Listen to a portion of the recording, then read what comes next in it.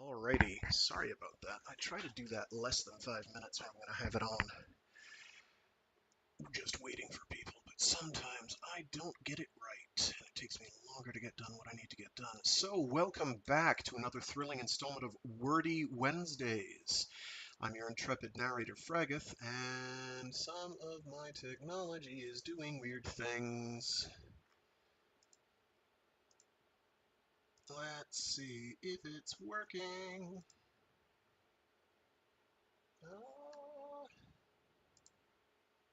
Uh-oh. Come on. Is it not streaming? Is it broken? It looks like it is broken. Okay.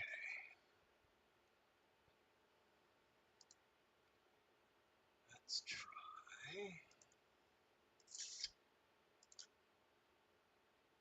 Nope, there we go. It is working. I don't know. Part of my technology is telling me I need to re-sign into something, even though it's been streaming for 5 minutes. Anyway, welcome back. We are reading more of Downbelow Station by CJ Cherryh. Um, the goal today is to plow through 70 odd pages to get to book 3. We will see how that goes. That is the plan. That is the goal. If we get up to chapter 5, then we're golden, because that's only like 5 pages. Yeah, so not a mountain of things happened last time. This book is kind of slow burnish. It's a very frenetic slow burn. Events kind of just move along, but a lot is actually happening all at once. There's a lot of different things happening, but small amounts of progress on each of those little things. So right now, because we did a couple month time skip, um, Downbelow, which is on the planet that Pell station is orbiting, has gotten a lot of the overflow of the refugees. Not all of it. They are apparently pretty well vetted and they are not the troublemakers and whatnot, but things are still stretched very tight. It's very crowded. It's getting crowded down there because in order to fit people, they have to build more space for people to live, and so they're all kind of all clumped together. Nobody's really happy. Emilio Constantin winds up sending up a bunch of the Lucas Old Guard um, that were working under Lucas, and they're dicks, so they're gone. They're jerks. See ya. Go back up to the station. Um, let's see. What's his name? Not Victorio. What is his name? So it's the guy that Lucas sent out to Viking. Dayin Jacobi. Dayin. Dayin. Dayin. Dayin? I'm not sure. Jacobi of Pell Station. Um, has gotten to Union, wherever Seagust Ayres and his cohort are. He is there too. Um, Not absolutely sure that they are at Cytine, actually, but they are around. This claims, Chapter Two's heading claims that they are in fact at Cytine Station. Um, Meanwhile, Union is messing with Seagust Ayres' cohort. They keep delaying and losing um, Marsh, misassigning Mr. Marsh, and it's kind of transparently a psychological tactic to mess with them, um, but it's not clear to what end. But ultimately, Seagust Ayres and what is his name, Admiral Azov, who is a head honcho, as it turns out, of Union military, um, have had a meeting, and Azov basically lays it out and says, "Hey, buddy, pal, friend, um, you're not really in a position to bargain at all. You don't, in fact, have any stations. Um, so you can't really trade us any. You are more than welcome to go and putter around at the Hinder Stars, um, the old stations that Earth that kind of got decommissioned as humanity spread out, and they are closer to Earth than they are not. They are closer to Earth than, say, Pell Station, and you can go and have those. But honestly, the only thing you can really do for us is tell the Mazian fleet to stand down and cease and desist, and that's kind of it. Like you really aren't in a position to bargain for anything. Um, like we're tolerating you basically. You're kind of a joke. And Siga stares is like, well, okay, let me think about it. And he gives him a deal. Let me see if I can find what the deal is here.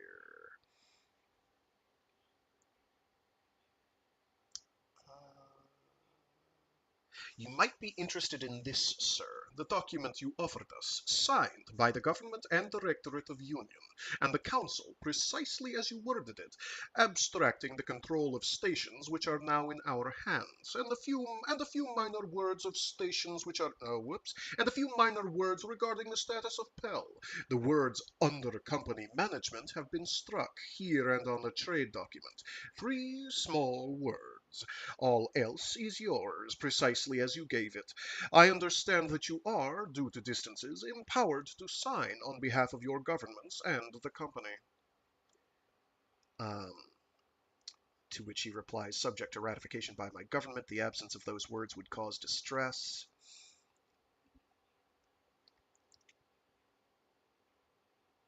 Um,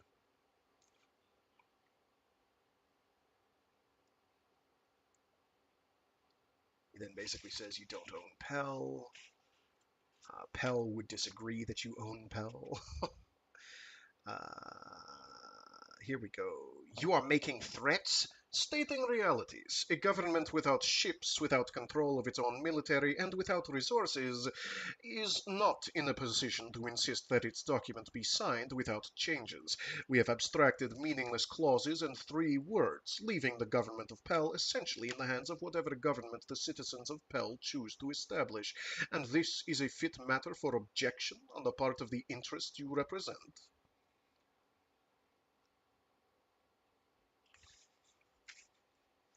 Uh,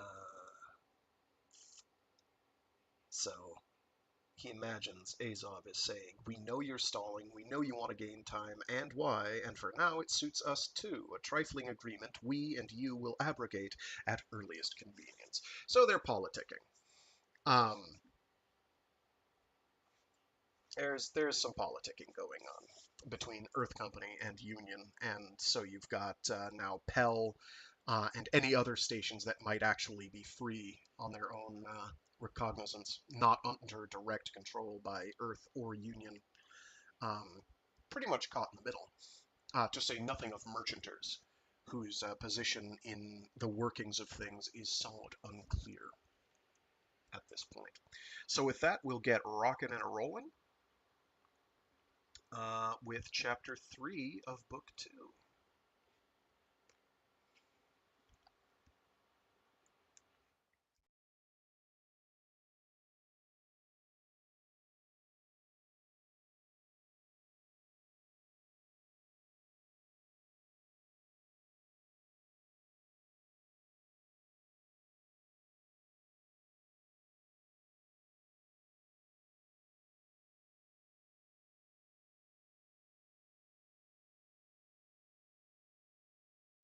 Chapter 3 1. Pell, Station Master's Office, Sector Blue 1. September 9th, 2352, 1100 hours. The daily toll of disasters extended even to regions beyond station. Angelo Constantin rested his head on his hand and studied the printout in front of him. A seal blown on Centaur Mine, on Pell 4's third moon. 14 men killed. 14. He could not help the thought. Skilled, cleared workers. They had humanity rotting in its own filth the other side of Q line, and they had to lose the like of these instead. Lack of supply, old parts, things which should have been replaced being rigged to keep working. A quarter, a quarter credit seal gave way, and 14 men died in vacuum. He typed through a memo to locate workers among Pell techs who could replace the lost ones. Their own docks were going idle.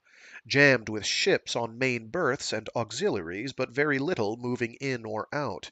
And the men were better out there in the mines where their expertise could do some good. Not all the transferred workers had necessary skills at what they were set to do. A worker had been killed on Downbelow, crushed trying to direct a crawler out of the mud where an inexperienced partner had driven it. Condolences had been sent to those Emilio had already written to. Oh, condolences had to be added to those Emilio had already written to the family on station. There were 2 more murders known in Q, and a body had been found adrift in the vicinity of the docks. Supposedly, the victim had been vented alive. Q was blamed. Security was trying to get ID on the victim, but there was considerable mutilation of the body. There was a case of another kind, a lawsuit involving 2 long-time resident families sharing quarters in alter-day rotation. The original inhabitants accused the newcomers of pilferage and conversion. Damon sent him the case as an example of a growing problem. Some council action was going to have to be taken in legislation to make responsibilities clear in such cases. A docksider newly assigned to his post was in hospital, half killed by the crew of the militarized merchanter Janus. Janus? Janus. The militarized crews demanded merchanter privileges and access to bars against some stationer authorities who tried to put them under military discipline. The bones would bend. The relations between station-side officers and the merchanter crews were in worse condition. The next stationer officer who went out with patrols was looking to get his throat cut. Merchanter families were not used to strangers aboard. No station personnel to be assigned to militia ships without permission of ship's captain, he sent to the militia office. Militia ships will patrol under their own officers pending resolution of morale difficulties. That would create anguish in some quarters. It would create less than a mutiny would, a merchanter ship against the station authority which tried to direct it. Eileen had warned him. He found occasion now to take that advice, an emergency in which station master could override council's ill-advised desire to keep its thumb on the armed freighters. There were petty crises in supply. He stamped authorizations where needed, some after the fact, approval on local supervisors' ingenuity, particularly in the mines. He blessed skilled subordinates who had learned to ferret hidden surpluses out of other departments. There was need for repair in Q, and security asked authorization for armed forces to seal and clear Orange 3 up to the 40s for the duration of the construction, which meant moving out barracks full of residents. It was rated urgent but not life-threatening. Taking a repair crew in without sealing the area was. Wait a minute.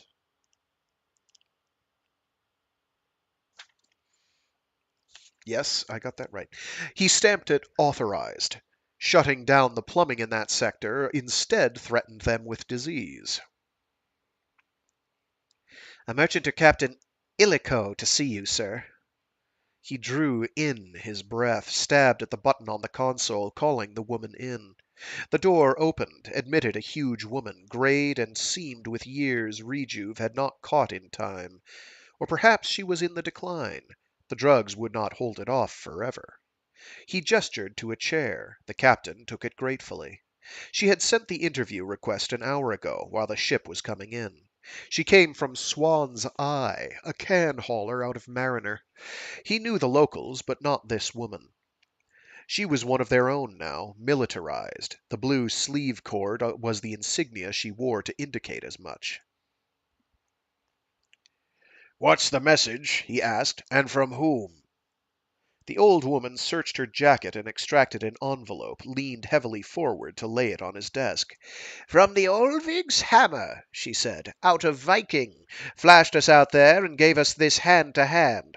They're going to lie out of station scan a while. Afraid, sir, they don't like what they see at all. Viking. Word of that disaster had come in long ago. And where have they been since then? Their message might make it clearer, but they claim to have taken damage clearing Viking. Short jumped and hung out in nowhere. That's their story. And they're scarred up for sure, but they've got a load. We should have been so lucky when we ran. Then we wouldn't be running militia service, would we, sir, for dock charges? You know what's in this? I know, she said. There's something on the move. Push is coming to shove, Mr. Constantine. The way I reckon it, Hammer tried to jump Union side and didn't find it so good over there after all. Union tried to grab her, it seems, and she ran for it. She's scared of the same thing here. Wanted me to come in ahead of her and bring the message, so she won't have her hands dirty with it. Consider her position if Union figures she blew the whistle on 'em. Union's moving. Angelo regarded the woman, the round face and deep sunken dark eyes, nodded slowly. You know what happens here if your crew talks on station or elsewhere. Makes it very hard on us. Family, she said. We don't talk to outsiders. The black eyes fixed steadily on him. I'm militia, Mr. Constantine, because we had the bad luck to come in with no load and you laid a charge on us, and because there's nowhere else. Swan's Eye isn't one of the combine haulers. Got no reserve and no credit here like some. But what's credit, Mr. Constantine, if Pell folds? From here on, never mind the credits in your bank. I want supplies in my hold. Blackmail, Captain? I'm taking my crew back out there on patrol, and we're going to watch your perimeter for you. If we see any Union ships, we'll flash you word in a hurry and jump fast. A can hauler isn't up to seek and dodge with a rider's ship, and I'm not going to do any heroics. I want the same advantage Pell crews have, that have food and water hoarded up off the manifests. You charge there's hoarding? Mr. Station Master, you know there's hoarding by every ship that's attached to some station-side concern, and you're not going to antagonize those combines by investigating, are you? How many of your station-side officers get their uniforms dirty checking the holds and tanks visually, eh? I'm flat, and I'm asking the same break for my family the others got by being combine. Supplies. Then I go back out on the line. You'll get them. He turned then and there and keyed it through on priority. Be off this station as quickly as possible. She nodded when he had what? She nodded when he had done and faced her again. Fair done, Mr. Constantine. Where will you jump, Captain, if you have to? The cold deep. Got me a place I know, out in the dark. Lots of freighters do, you know that, Mr. Constantine? Long, lean years comin' if the push breaks through. Union will patronize them that were Union long before. Lie low and hope they need ships bad if it comes. New territories would stretch them thin, and they'd need it. Or slink earthward. Some would. Angelo frowned. You think it's really coming? She shrugged. Fear of the draft, station master. Wouldn't be on this station for any bribe if the line doesn't hold. A lot of the merchanters hold your opinions? We've been ready, she said in a low voice, for 100 years. Ask Quen, station master. You looking for a place too? No, Captain. She leaned back and nodded slowly. My respects to you for it, station master. You can believe we won't jump without giving an alarm, and that's more than some of our class will do. I know that it's a heavy risk for you, and you've got your supplies, all you need. Anything more? She shook her head, a slight flexing of her bulk. She gathered herself to her wide-braced feet. Wish you luck, she said, and offered her hand. Wish you luck. All the merchanters that are here and not on the other side of the line. Picked their side against the odds. Them that still meet out in the dark and get your supplies right out of Union. They don't do it all for profit. No profit here. You know that, Mr. Station Master. It would have been easier on the other side. In some ways. He shook her thick hand. Thank you, Captain. Huh, she said, and shrugged self-consciously, waddled out.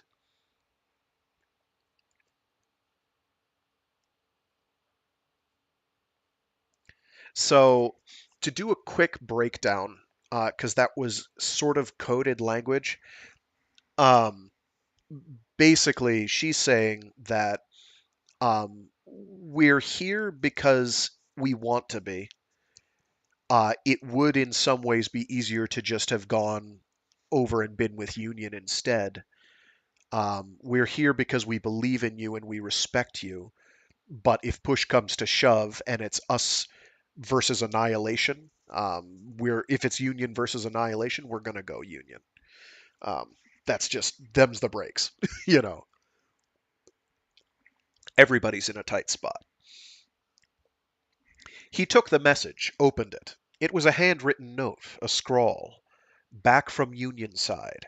Carriers orbiting at Viking. 4, maybe more. Rumor says Mazians on the run. Ships lost. Egypt, France, United States, maybe others. Situation falling apart. It was not signed, had no ship's name attached. He studied the message a moment, then rose and finger-keyed the safe, put the paper in, and locked it. His stomach was unsettled. Observers could be wrong. Information could be planted, rumors started deliberately. This ship would not come in.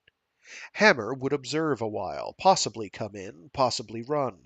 Any attempt to drag them in for direct questioning would be bad politics with other merchanters. Freighters circled Pell, hoping for food, for water, consuming station supplies, using up Combine credit, which Pell had to honor for fear of riot, old debts to vanished stations, using up station supplies rather than the precious hoards which they had conserved aboard, against the day they might have to run. Some brought in supplies, true, but more consumed them. He keyed through to the desk outside. "I'm closing up for the day," he said. "I can be reached at home. If it can't wait, I'll come back." "Yes, sir," the murmur came back. He gathered up a few of his less disturbing papers, put them in his case, put on his jacket, and walked out with a nod of courtesy to his secretary, to the several officials who had their offices in the same room, and entered the corridor outside. He had been working late the last several days, was due at least the chance to work in greater comfort, to read the caseful of documents without interruption. He had had trouble on Downbelow. Emilio had shipped it all station-side last week with a scathing denunciation of the personnel involved and the policies they represented. Damon had urged the troublemakers shipped out to the mining posts, a quick way to fill up the needed number of workers. Counsel for the defense protested prejudice in the legal affairs office and urged clearing of the tainted service records with full reinstatement. It had flared into something bitter. John Lucas had made offers, made demands. They finally had that settled. Presently he had 50 files on Q residents being processed out as provisionals. He thought of stopping by the executive lounge for a drink on the way, doing some of the paperwork there, taking his mind off what still had him sweating. He had a pager in his pocket, was never without it, even with calm to rely on. He thought about it. He went home, that little distance down Blue 112, quietly opened the door. "Angelo?" Alicia was awake then.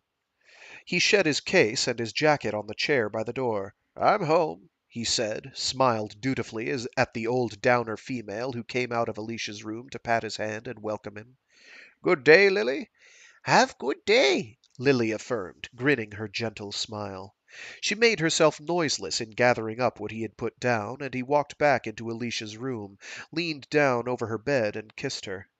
Alicia smiled, still as she Still as she was always still on the immaculate linens, with Lily to tend her, to turn her, to love her with the devotion of many years.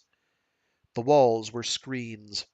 About the bed the view was of stars, as if they hung in mid-space. Stars, and sometimes the sun, the docks, the corridors of Pell, or pictures of Downbelow woods, the base, of the family, of all such things as gave her pleasure. Lily changed the sequences for her. Damon came by, Alicia murmured. he and Aline, for breakfast. It was nice. Aline's looking well, so happy. Often they stopped by, one or the other of them, especially with Emilio and Milico out of reach. He remembered a surprise, a tape he had dropped into his jacket pocket for fear of forgetting it. Had a message from Emilio. I'll play it for you. Angelo, is something wrong? He stopped in mid-breath and shook his head ruefully. You're sharp, love. I know your face, love. Bad news? Not from Emilio. Things are going very well down there. Much better. He reports considerable progress with the new camps. They haven't had any trouble out of Q personnel. The road is through to 2, and there's a number willing to transfer down the line. I think I get only the better side of the reports. I watch the halls. I get that, too, Angelo. He gently turned her head for her so that she could look at him more easily. War's heating up, he said. Is that grim enough? The beautiful eyes, still beautiful in a thin, pale face, were vital and steady. How close now? Just merchanters getting nervous. Not at all close. There's no sign of that. But I'm concerned about morale. She moved her eyes about, a gesture at the walls. You make all my world beautiful. Is it beautiful? Out there? No harm has come to Pell. There's nothing imminent. You know I can't lie to you. He sat down on the edge of the bed, the clean, smooth sheets, took her hand. We've seen the war get hot before, and we're still here. How bad is it? I talked to a merchanter a few moments ago who talked about merchanter attitudes, spoke about places out in the deep, good for sitting and waiting. Thought comes to me, do you know, that there are other stations of a kind, more than Pell left. More than Pell left. Chunks of rock in unlikely places. Things merchanters know about. Maybe Mazian. Surely Mazian. Just places where ships know to go. So, if there are storms, there are havens, aren't there? If it comes down to any bad situation, we do have some choices. You'd leave? He shook his head. Never. Never. But there's still a chance of talking the boys into it, isn't there? We persuaded one to Downbelow. Work on your youngest. Work on Eileen. She's your best hope. She has friends out there. She knows, and she could persuade Damon. He pressed her hand. Alicia Lucas Constantin needed Pell, needed the machinery, equipment as a ship could not easily maintain. Equipment a ship could not easily maintain. She was wedded to Pell and the machines. Any transfer of her entourage of metal and experts would be public, doomsday headlined on vid. She had reminded him of that. I am Pell, she had laughed, not laughing. She had been, once, beside him. He was not leaving. In no wise did he consider that, without her, abandoning what his family had built over the years, what they had built together. It's not close, He said again. But he feared it was.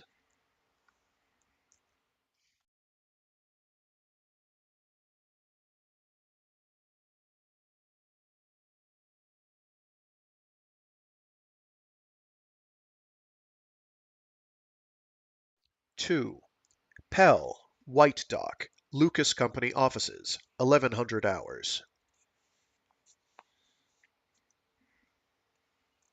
Oh, okay, that's cool. One sec, I'm having some technical issues.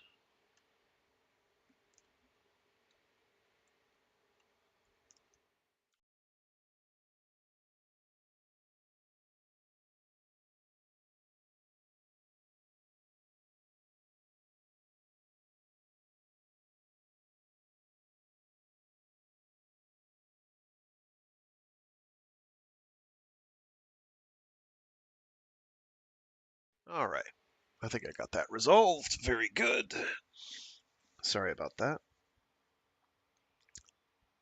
Pell, White Dock, Lucas Company offices, 1100 hours. John Lucas gathered the pertinent papers together, glared up at the men who crowded his dock-front office, glared for a long moment to make the point. He laid the papers down on the front of the desk, and Bran Hale gathered them up and passed them to the rest of the men. We appreciate it, Hale said. Lucas Company has no need of employees. You understand that. Make yourselves useful. This is a personal favor, a debt, if you like. I appreciate loyalty. There'll be trouble, Hale said. Just stay low. Temper cost you your security clearance. You won't exercise that temper working for me. I warned you. I warned you when we worked together on Downbelow.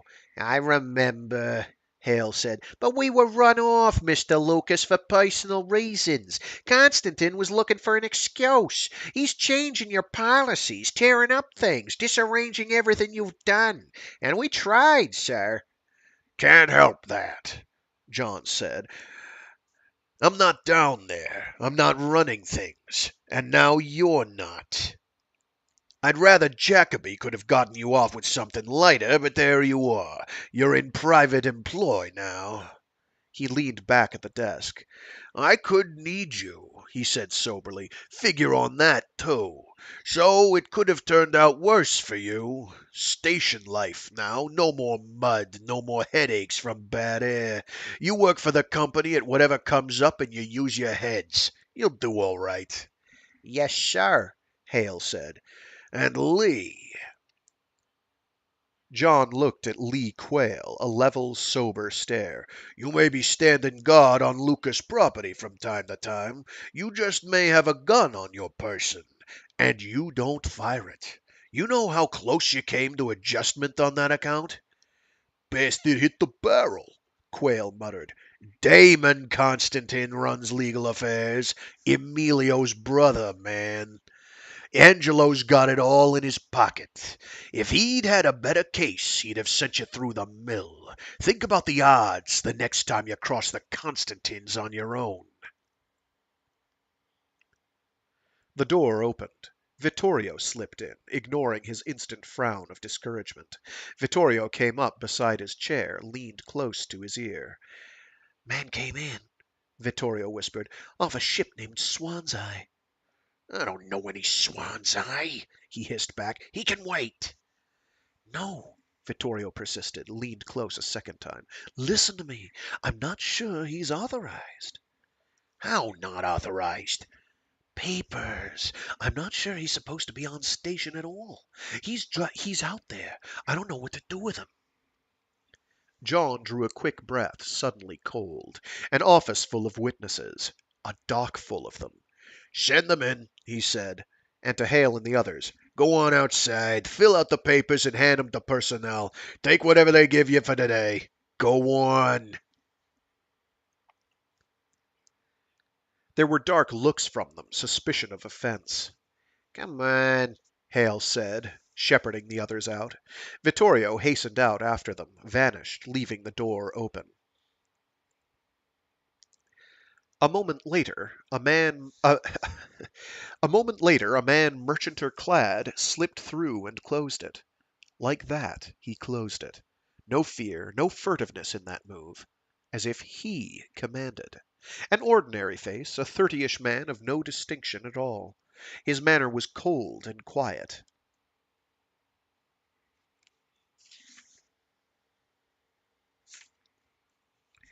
Mr. John Lucas, the newcomer said. I'm John Lucas. Eyes lifted meaningfully to the overhead about the walls. No monitoring, John said, short of breath. You walk in here in public and you're afraid of monitoring? I need a cover.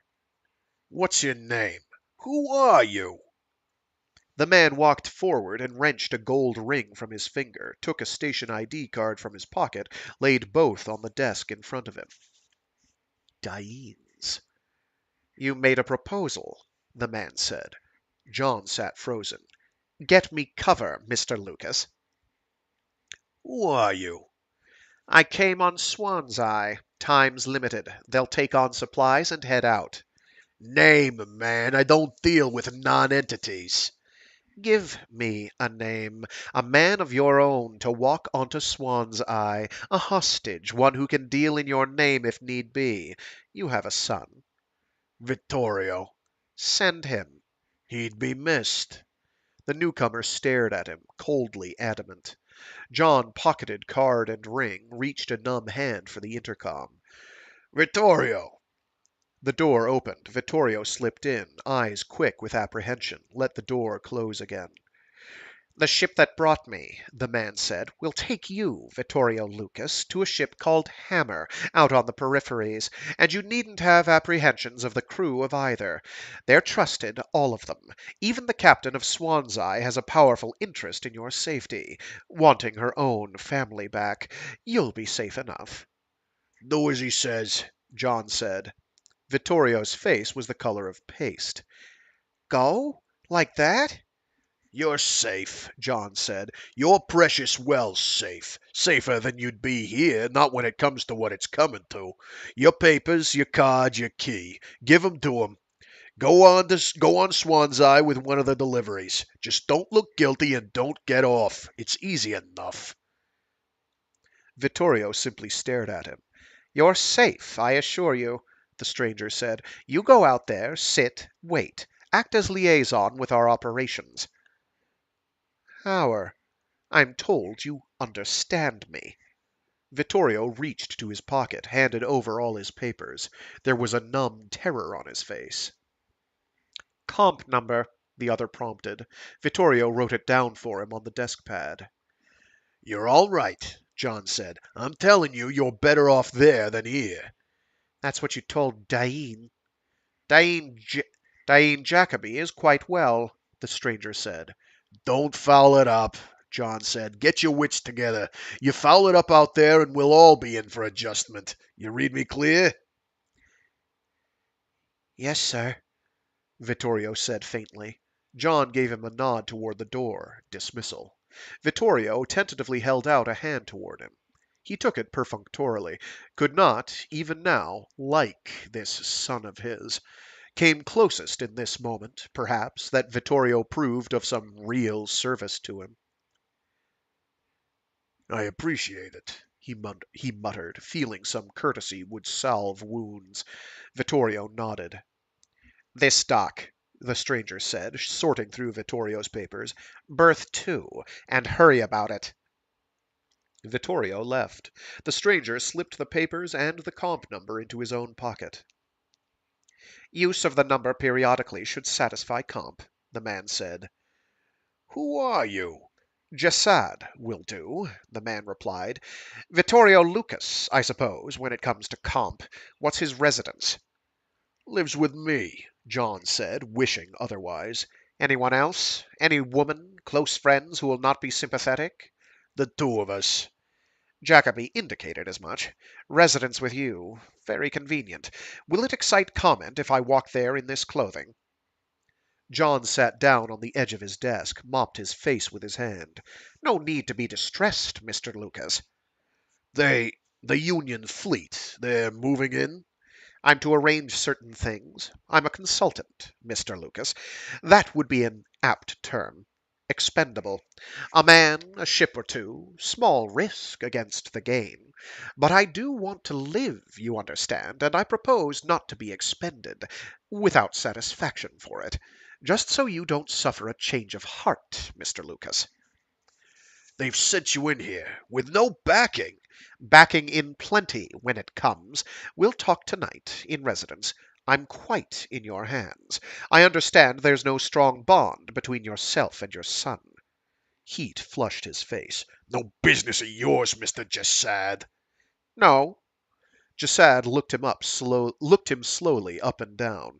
It's coming, you can be sure of that. You've bid to be on the winning side, to do certain services, in return for position. I'll be evaluating you. Very businesslike. You take my meaning. But you'll do well to take my orders, to do nothing without my advice. I have a certain expertise in this situation. I'm advised that you don't permit domestic monitoring, that Pell is very adamant on this point, that there's no apparatus. There isn't, John said, swallowing heavily. It's very much against the law. Convenient. I'd hate to walk in under camera. The clothes, Mr. Lucas. Acceptable in your corridors? So, CJ Cherryh is one of the mistresses of subtext. So the subtext of that, rather loud subtext, is that there is monitoring in union quarters.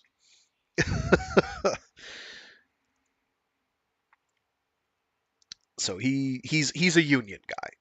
You can be fairly confident at this point.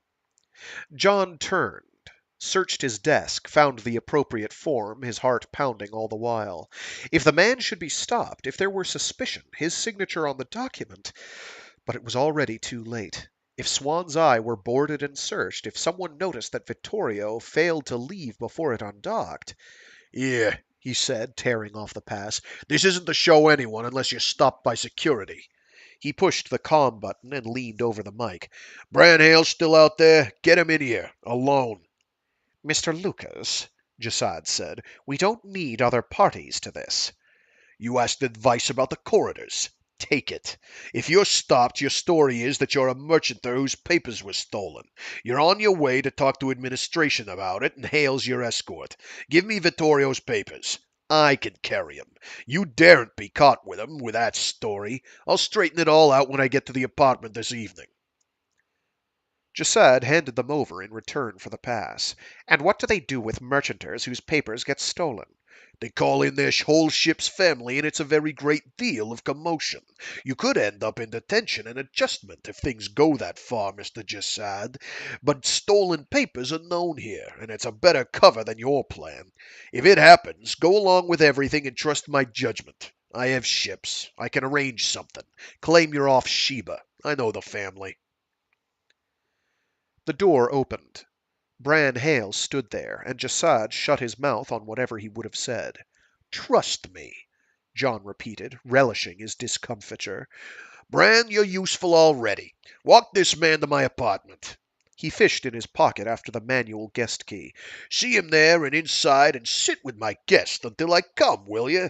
Could be a long while. Make yourself free in the place. And if you get stopped, he has a different story. You just follow his cue, all right?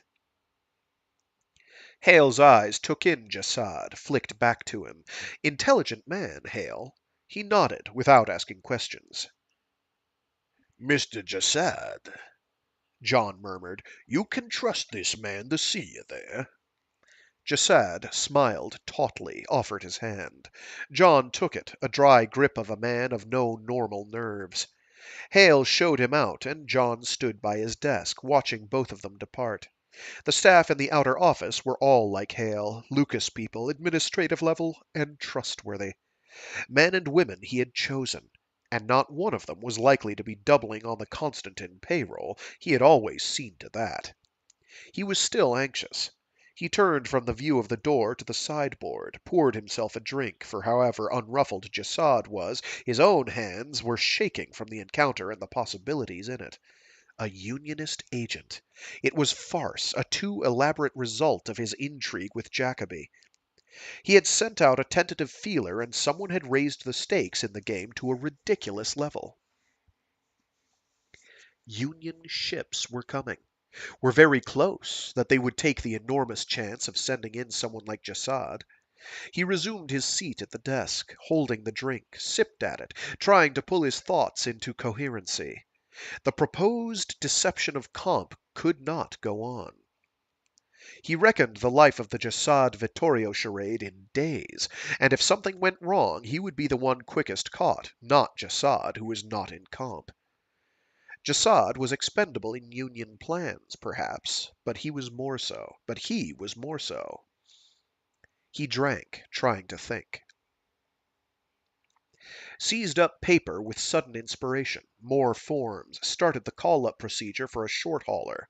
There were crews in Lucas' employ who would not talk, like Sheba, men who would take a ship out and carry a ghost aboard, falsify manifests, falsify crew or passenger listings.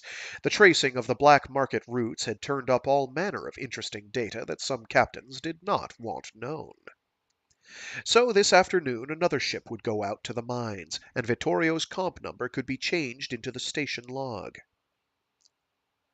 A little ripple, a ship moving. No one paid attention to short haulers. Out to the mines and back again, a ship incapable of threatening security because it lacked speed and star capacity and weapons.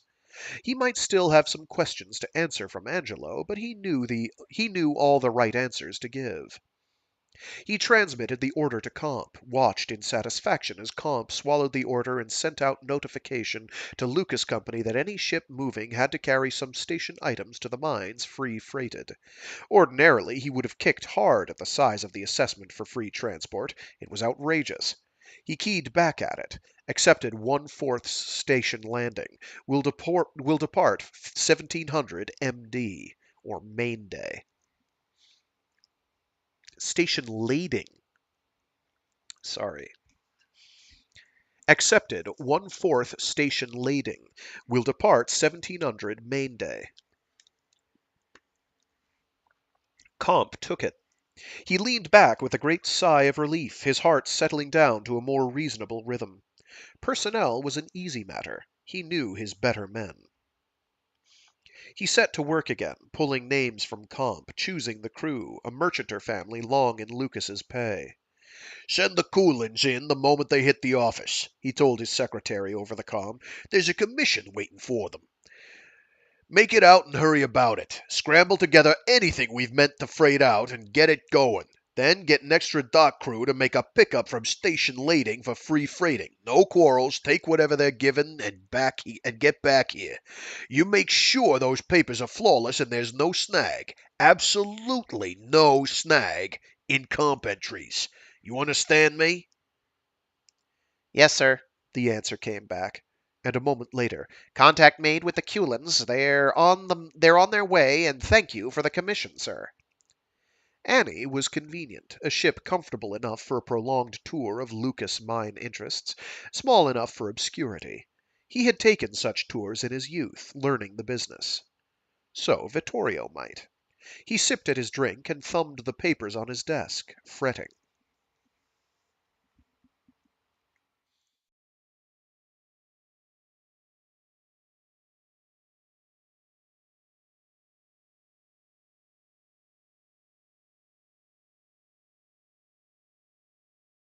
Three.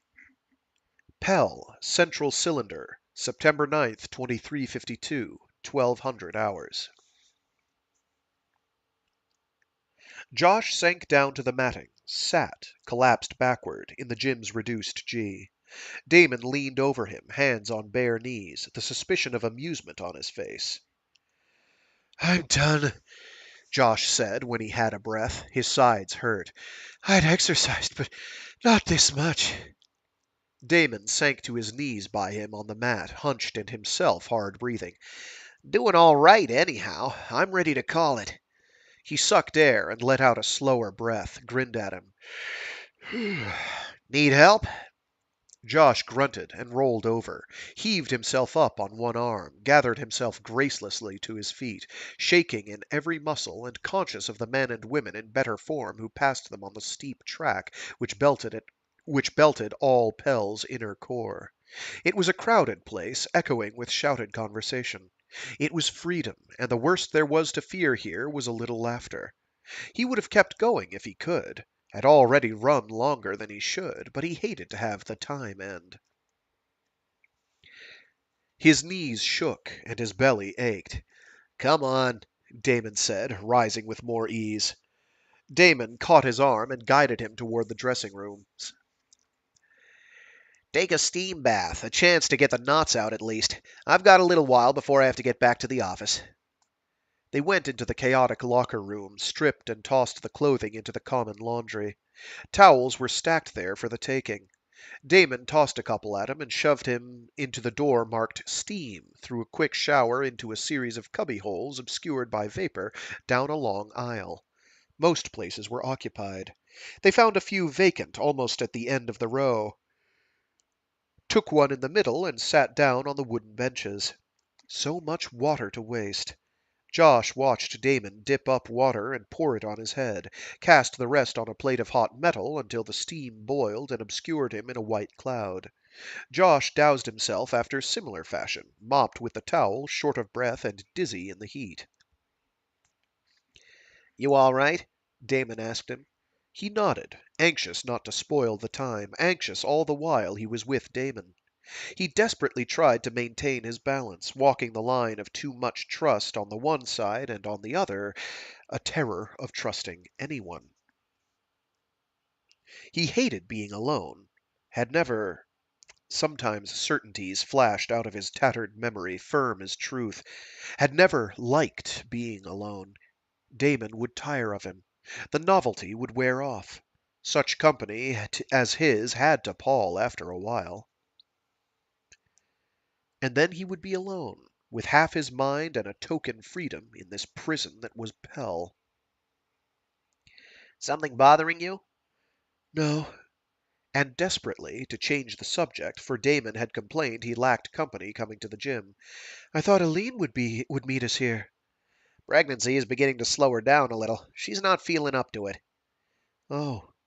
He blinked, looked away. It was an intimacy, such a question. He felt like an intruder, naive in such things. Women he thought he had known, but not pregnant ones, not a relationship, as it was between Damon and Aline, full of permanencies. He remembered someone he had loved, older, drier, past such things. A boy's love. He had been the child. He tried to follow the threads where they led, but they tangled. He did not want to think of Aline in that regard. Could not. He recalled warnings. Psychological impairment, they had called it. Impairment. Josh, are you all right? He blinked again, which could become a nervous tic if he let it. Something's eating at you. He made a helpless gesture in reply, not wanting to be trapped into discussion. I don't know. You're worried about something. Nothing. Don't trust me? The blink obscured his vision. Sweat was dripping into his eyes. He mopped his face. All right, Damon said, as if it were. He got up, walked to the door of the wooden cubicle, anything to put distance between them. His stomach was heaving. Josh. A dark place, a close place. He could run, clear this closeness, these demands on him.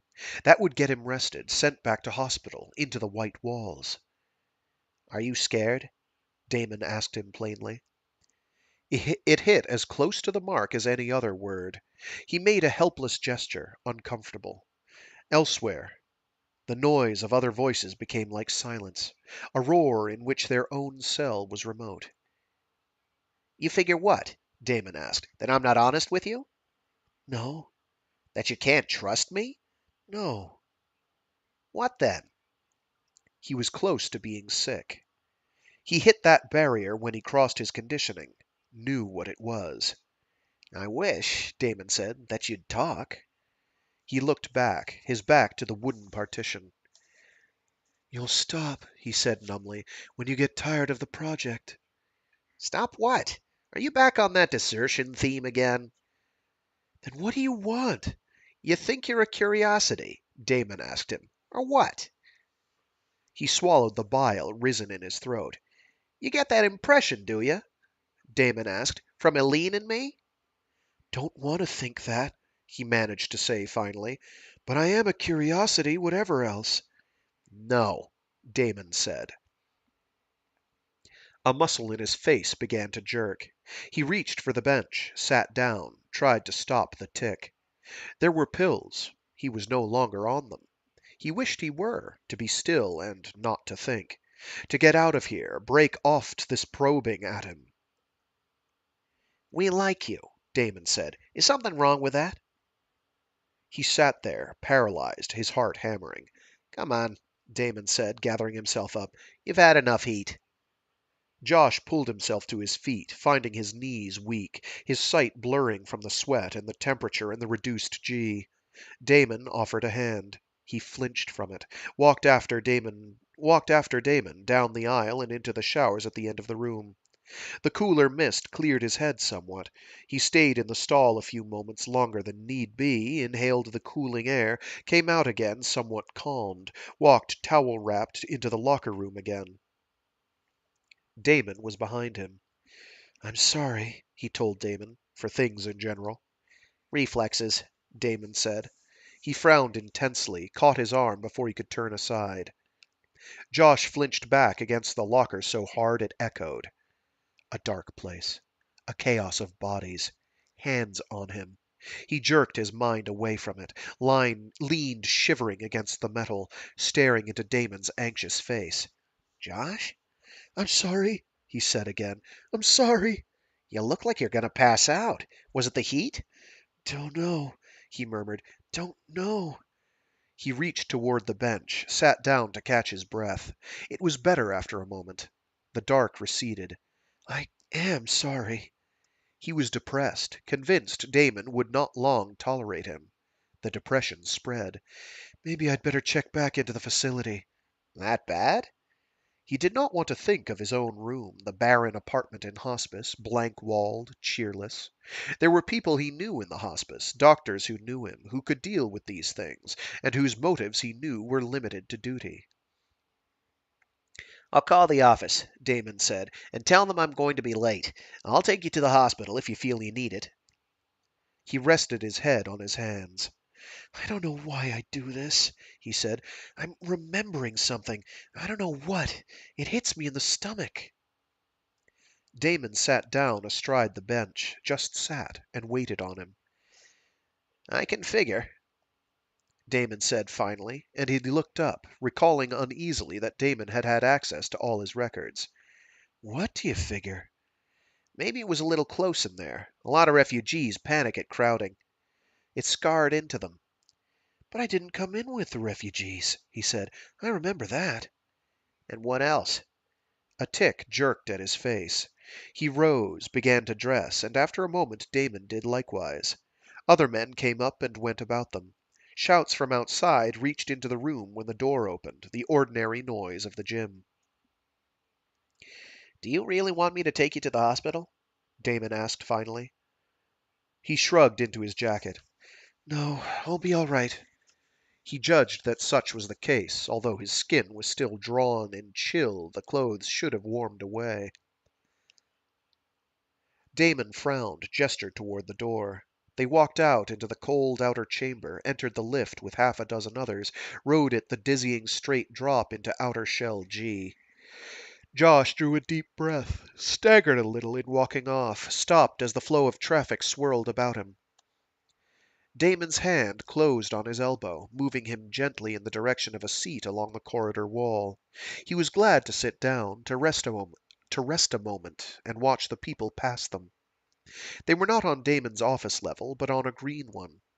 The strains of music from the concourse floated out to them from the far end. They should have ridden it on down. Had stopped. Damon's idea. Near the track around the hospital, he reasoned. Or just a place to rest. He sat, taking his breath. "A little dizzy," he confessed. Maybe it would be better if you went back at least for a checkup. I should never have encouraged you to this. "It's not the exercise." He bent, rested his head in his hands, drew several quiet breaths, straightened finally. "Damon, the names. You know the names in my records. Where was I born?" Cytine. "My mother's name. Do you know it?" Damon frowned. No, you didn't say. Mostly you talked about an aunt. Her name was Mavis. And the older woman's face came to him again, a warm rush of familiarity. "I remember." Had you forgotten even that? The tic came back to his face. He tried not to acknowledge it, desperate for normalcy. "I have no way to know, you understand, that what's memory and what's imagination, or dreams. Try dealing with things when you don't know the difference and can't tell." The name was Mavis. "Yes." Oh, that was Damon talking. I have no way to know, you understand, what's memory and what's imagination, or dreams. Try dealing with things when you don't know the difference and can't tell. The name was Mavis. Yes, you lived on a farm. He nodded, treasuring a sudden glimpse of sunlit road, a weathered fence. He was often on that road in his dreams, bare feet in slick dust, a house, a prefab and peeling dome. Many such, field upon field, ripe gold in the sun. Plantation. A lot larger than a farm. I lived there. I lived there until I went into the service school. That was the last time I was ever on a world, wasn't it? You never mentioned any other.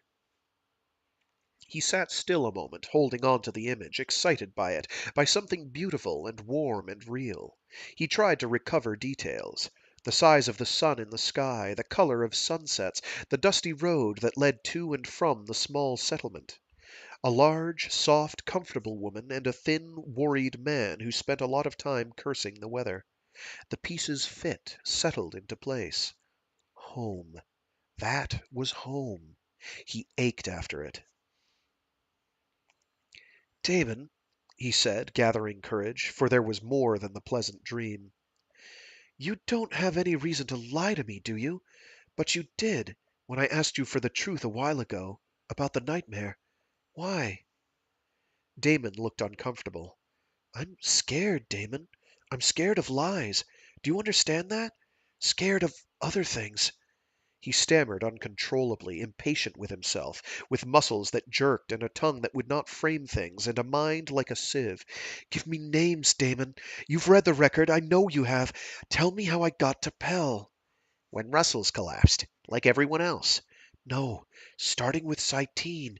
Give me names. Damon laid an arm along the back of the bench, faced him, frowning. The first service you mentioned was a ship named Kite. I don't know how many years. Maybe it was the only ship. You'd taken off the farm, I take it, into the service school, whatever you call the place, and you were trained in arms comp. I take it that the ship was a very small one. Scout and recon, He murmured, and saw in his mind the exact boards, the cramped interior of Kite, where the crew had to hand over hand their way in zero G. A lot of time at Far Gone Station, a lot of time there, and out on patrol, out on missions just looking for what they could see. Kitha, Kitha and Lee, childlike Kitha. He had had particular affection for her. And Ulf. He recovered faces, glad to remember them. They had worked close in more than one sense, for the dart ships had no cabins, no privacy. They had been together years. Years. Dead now. It was like losing them again. "Watch it!" Kitha had yelled. He had yelled something too, realizing they were blind spotted. Ulf's mistake. He sat helpless at his boards, no guns that would bear on the threat. He flinched from it. They picked me up, he said. Someone did. A ship named Tigris hit you, Damon said. Rider ship. But it was a freighter in the area that homed in on your capsule signal. Go on. Damon stayed silent a moment, as if he were thinking on it, as if he would not. He grew more and more anxious, his stomach taut. You were brought onto station, Damon said finally, aboard a merchanter. A stretcher case, but no injuries. Shock, cold, I suppose. Your life support had started to fade, and they nearly lost you. He shook his head. That much was blank, remote, and cold. He recalled docks, doctors, interrogation, endless questions. Mobs. Shouting mobs. Docks and a guard falling. Someone had coldly shot the man in the face while he lay on the ground stunned.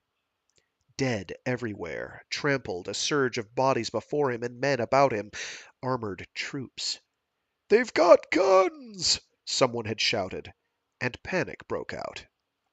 "You were picked up at Mariner," Damon said, "after it blew when they were hunting Mariner survivors." Eileen, "They questioned you at Russell's," Damon said softly, doggedly. "They were facing I don't know what. They were frightened, in a hurry. They used illegal techniques, like adjustment. They wanted information out of you, timetables, ship movements, the whole thing. But you couldn't give it to them. You were on Russell's when the evacuation began, and you were moved to this station. That's what happened. A dark umbilical from station to ship. Troops and guns. On a warship, he said. Norway. His stomach knotted. Mallory. Mallory and Norway. Graph. He remembered. Pride died there. He became a nothing. Who he was, what he was, they had not cared among the troops, the crew.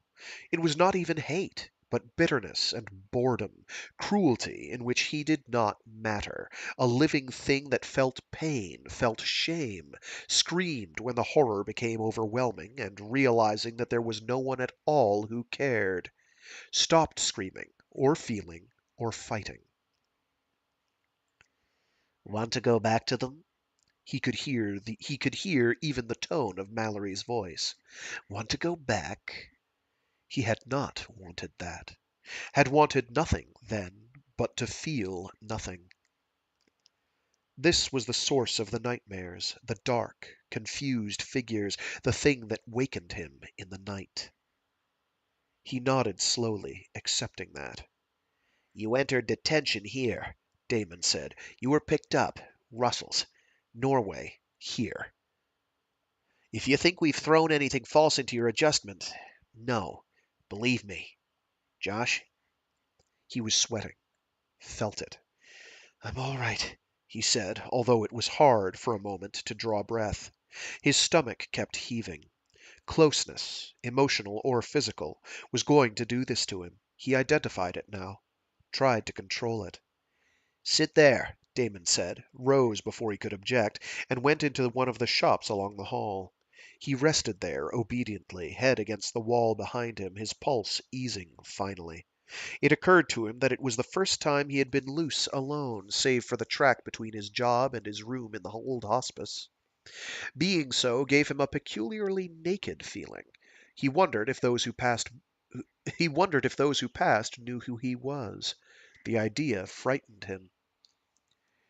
You will remember some things, the doctor had told him when they stopped the pills, but you can get distant from them.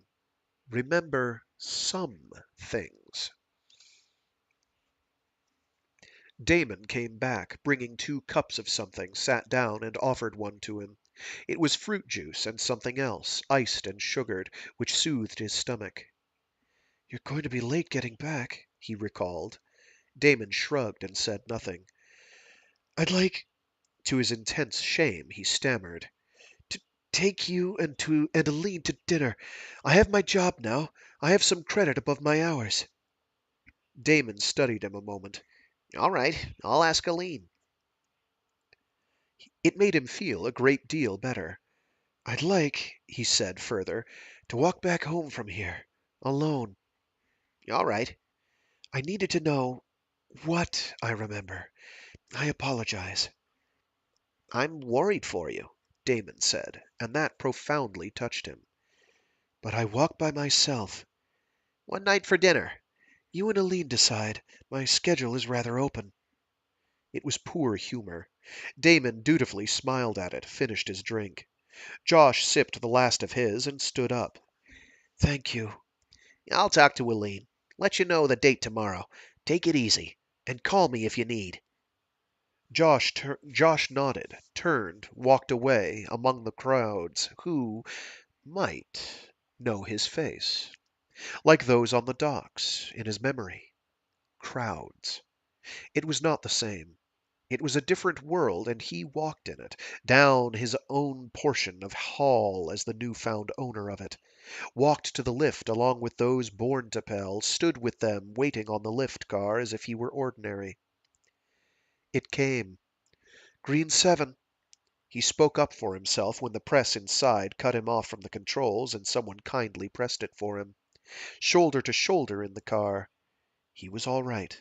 It whisked him down to his own level. He excused his way past passengers who gave him not a second glance, stood in his own corridor near the hospice.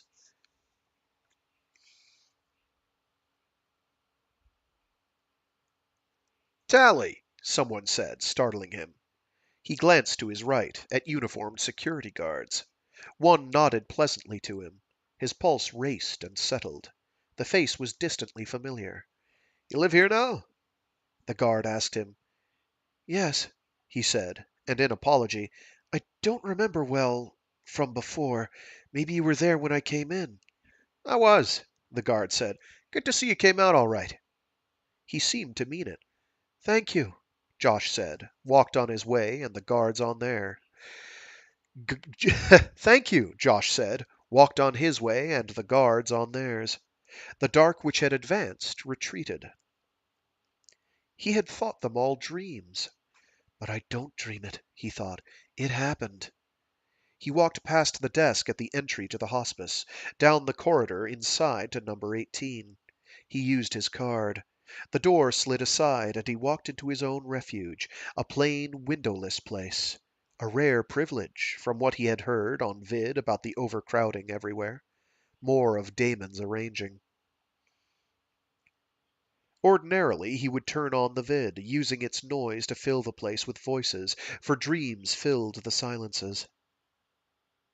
He sat down now on the bed, simply sat there a time in the silence, probing the dreams and the memories like half-healed wounds. Norway. Signe Mallory. Mallory.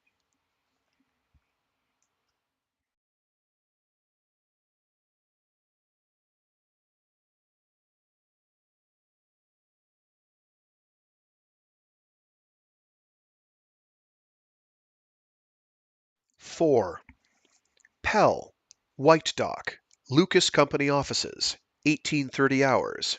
0630 hours alter day. Alter dawn. There were no disasters. John stayed in the office, rearmost of all the offices, took normal calls, worked his routine of warehousing reports and records, trying in one harried corner of his mind to map out what to do if the worst happened. He stayed later than usual, after the lights had dimmed slightly on the docks, after a good deal of the first shift staff had left for the day, and the main day activity had settled down. Just a few clerks out in the other offices to answer comm and tend things till the alter day staff came in. Swan's Eye went out unchallenged at 14:46. Annie and the Coolins left with Vittorio's papers at 17:03, without question or commotion more than the usual close inquiries about schedules and routing for the militia. He breathed easier then. And when Annie had long since cleared the vicinity of the station beyond any reasonable chance of protest, he took his jacket, locked up, and headed home.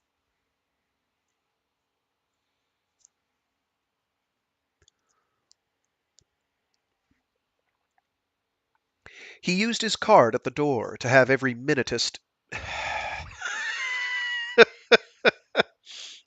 He used his card at the door to have every minutest record in comp, as it should be. Found Jasad and Hale sitting opposite one another in silence in his living room. There was coffee, soothing aroma after the afternoon tension. He sank into a third chair and leaned back, taking possession of his own office. I'll have some coffee, he told Bran Hale. Hale frowned and rose to go fetch it. And to Jasad, a tedious afternoon? Gratefully tedious, Jasad said softly, but Mr. Hale has done his best to entertain. Any trouble getting here? None, Hale said from the kitchen. He brought back the coffee, and John sipped at it, realized Hale was waiting. Dismiss him, and sit alone with Jasad. He was not eager for that.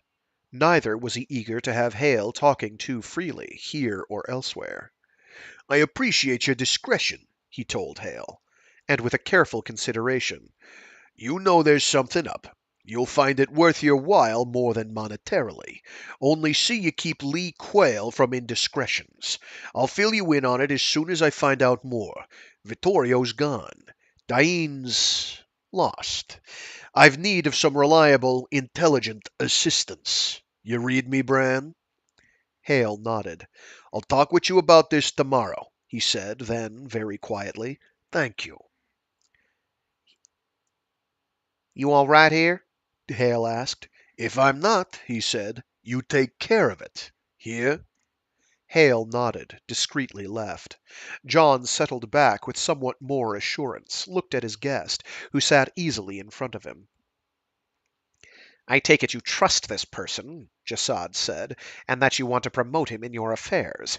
Choose your allies wisely, Mr. Lucas. I know my own. He drank a sip of the scalding coffee. I don't know you, Mr. Jasad, or whatever your name is. Your plan to use my son's ID card, I can't permit. I've arranged a different cover. For him. A tour of Lucas interests. A ship's outbound for mines, and his papers are on it. He expected outrage. There was only a polite lift of the brows. I have no objection, but I shall need papers, and I don't think it wise to expose myself to interrogation obtaining them. Papers can be gotten. That's the least of our problems. And the greatest, Mr. Lucas? I want some answers. Where's Dain?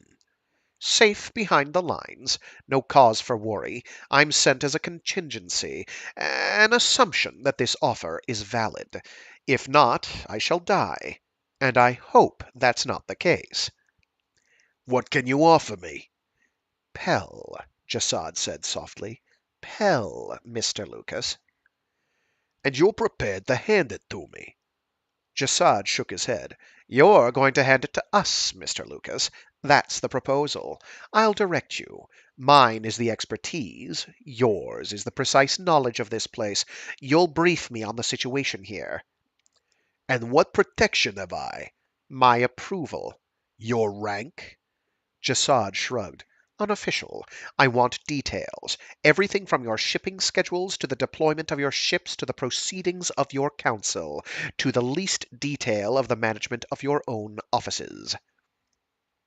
You plan to live in my apartment the whole time? I find little reason to stir forth. Your social schedule may suffer from it. Your social schedule may suffer for it. But is there a safer place to be? This Bran Hale, a discreet man?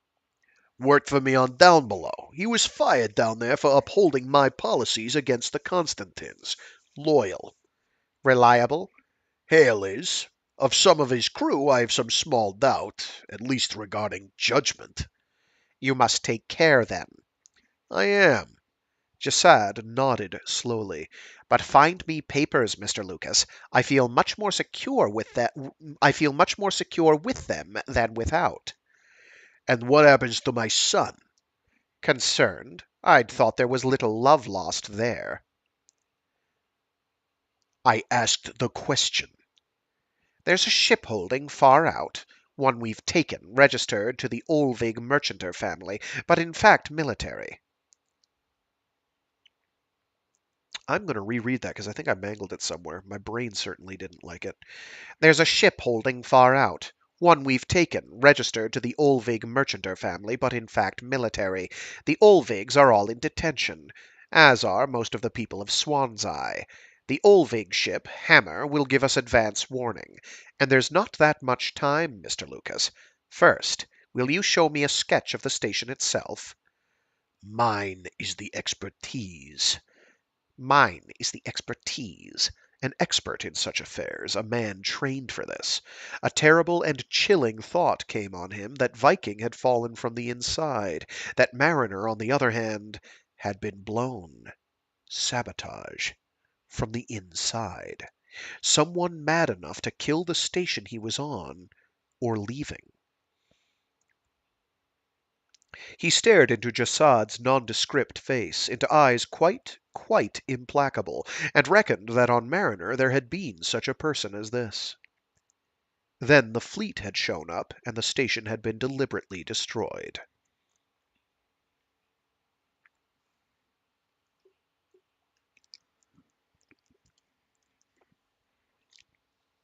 "5. Pell, Q Zone, Orange 9, 1900 hours. There were still people standing in line outside, a queue stretching down the Niner hall out onto the dock. Vasily Kresich, rested his head against the heels of his hands as the most recent went out in the ungentle care of one of Collidy's men, a woman who had shouted at him, who had complained of theft and named one of Collidy's gangs. His head ached, his back ached. He abhorred these sessions, which he held, nevertheless, every 5 days. It was at least a pressure valve, this illusion that the counselor of Q listened to the problems, took down complaints, tried to get something done. About the woman's complaint, little remedy. He knew the man she named. Likely it was true. He would ask Nino Collody to put the lid on him, perhaps save her from worse. The woman was mad to have complained. A bizarre hysteria, perhaps, that point which many reached here when anger was all that mattered. It led to self-destruction. A man was shown in. Redding, next in line. Cresich braced himself inwardly, leaned back in his chair, prepared for the weekly encounter. "We're still trying," he told the big man. I paid, Redding said. I paid plenty for my pass. "There are no guarantees in Downbelow applications, Mr. Redding. The station simply takes those it has current need of. Please put your new application on my desk and I'll keep running it through the process. Sooner or later there'll be an opening." I want out. "James!" Cresich shouted in panic. Security was there instantly. Redding looked about wildly, and to Cressich's dismay, reached for his waistband. A short blade flashed into his hand, not for security. Redding turned from James, for him. Cressich flung himself backward on the chair's track. Des James hurled himself on Redding's back. Redding sprawled face down on the desk, sending papers everywhere, slashing wildly as Cressich scrambled from the chair and against the wall. Shouting erupted outside, panic, and more people poured into the room. Cressich edged over as the struggle came near him. Redding hit the wall. Nino Collody was there with the others. Some wrestled Redding to the ground, some pushed back the torrent of curious and desperate petitioners. The mob waved forms they hoped to turn in. "My turn!" Some woman was shrieking, brandishing a paper and trying to reach the desk. They herded her out with the others. Redding was down, pinned by 3 of them. A 4th kicked him in the head, and he grew quieter. Collody had the knife, examined it thoroughly, and pocketed it, a smile on his scarred young face. No station police for him, James said. You hurt, Mr. Cressich? Collody asked. "No." He discounted bruises, felt his way to the desk. There was still shouting outside. He pulled the chair up to the desk again and sat down, his legs shaking. "He talked about having paid money," he said, knowing full well what was going on, that the forms came from Collody and cost whatever the traffic would bear. "He's got a bad record with station and I can't get him a pass. What do you mean selling him an assurance?" Collody turned a slow look from him to the man on the floor and back again. Well, now he's got a bad mark with us, and that's worse. Get him out of here. Take him out down the hall, the other way. "I can't see any more people," Cressich moaned, resting his head against his hand. "Get them out of here." Collody walked into the outer corridor. Clear it out. Cressich could hear him shouting above the cries of protest and the sobbing. Some of Collody's men began to make them move, armed, some of them, with metal bars. The crowd gave back, and Collody returned to the office. They were taking Redding out the other door, shaking him to make him walk, for he was beginning to recover, bleeding from the temple in a red wash which obscured his face. "They'll kill him," Cressich thought. Somewhere in the less trafficked hours a body would find its way somewhere to be found by station. Redding surely knew it. He was trying to fight again, but they got him out and the door closed. Mop that up, Collody told one of those who remained, and the man searched for something to clean the floor. Collody sat down again on the edge of the desk. Cressich reached under it, brought out one of the bottles of wine which Collody supplied him. Glasses.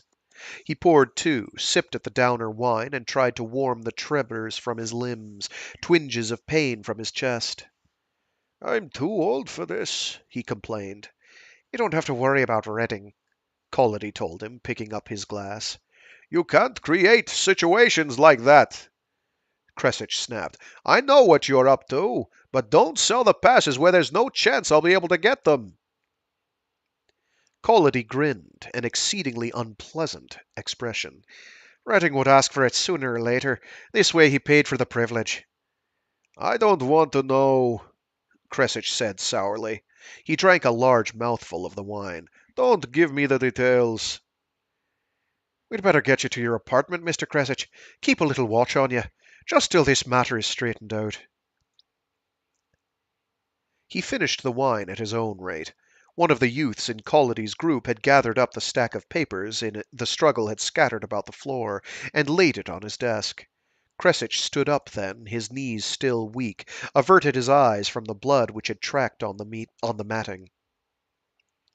Collody and four of his men escorted him through that same back door which had received Redding and his guards. They walked down the corridor into the sector in which he maintained his small apartment, and he used his manual key. Comp had cut them off, and nothing worked here but manual controls. I don't need your company, he said shortly. Collody gave him a wry and mocking smile, parodied a bow. Talk with you later, Collody said.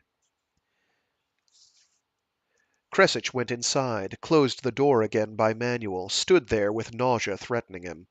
He sat down, finally, in the chair by the door, tried to stay still a moment. Madness accelerated in Q. The passes, which were hope for some to get out of Q, only increased the despair of those left behind. The roughest were left, so that the temperature of the whole was rising. The gangs ruled. No one was safe who did not belong to one of the organizations. Man or woman, no one could walk the halls safely unless it was known he had protection, and protection was sold, for food or favors or bodies, whatever the currency available. Drugs, medical and otherwise, made it in. Wine did. Precious metals, anything of value, made it out of Q and into station. Guards at the barriers made profits. And Collody sold applications for passes out of Q for Downbelow residency. Sold even the right to stand in the lines for justice. And anything else that Collody and his police found profitable. The Protections gang reported to Collody for license. There was only the diminishing hope of Downbelow, and those rejected or deferred became hysterical with the suspicion that there were lies recorded about them in station files, black marks which would keep them forever in Q. There were a rising number of suicides. Some gave themselves to excesses in the barracks hall which became sinks of every vice. Some committed the crimes, perhaps, of which they feared they were accused, and some became the victims. They kill them down there, one man had cried, rejected. They don't go to Downbelow at all. They take them out of here and they kill them. That's where they go. They don't take workers. They don't take young men. They take old people and children out and they get rid of them. Shut up, others had cried, and the youth had been beaten bloody by three others in the line before Collody's police could pull him out, but others wept and still stood in line with their applications for passes clutched in their hands. He could not apply to go. He feared some leak getting back to Collody if he put in an application for himself. The guards were trading with Collody, and he feared too much. He had his black market wine, he had his present safety, he had Collody's guards about him so that if anyone was harmed in Q, it would not be Vasily Crescich, not until Collody suspected he might be trying to break from him. Good came of what he did, he persuaded himself. While he stayed in Q, while he held the fifth-day sessions, while he at least remained in a position to object to the worst excesses, some things Collody would stop. Some things Collody's men would think twice about rather than have an issue made of them. He saved something of order in Q, saved some lives, saved a little bit from the thing Q would become without his influence. And he had access to the outside. Had that hope, always, if the situation here became truly unbearable, when the inevitable crisis came, he could plead for asylum, might get out. They would not put him back to die. Would not. He rose finally, hunted out the bottle of wine he had in the kitchen, poured himself a quarter of it, trying not to think of what had happened, did happen, would happen. Redding would be dead by morning. He could not pity him, saw only the mad eyes of the man staring at him as he lunged across the desk, scattering papers, slashing at him with the knife. At him, and not at Collity's guards. As if he were the enemy. He shuddered and drank his wine.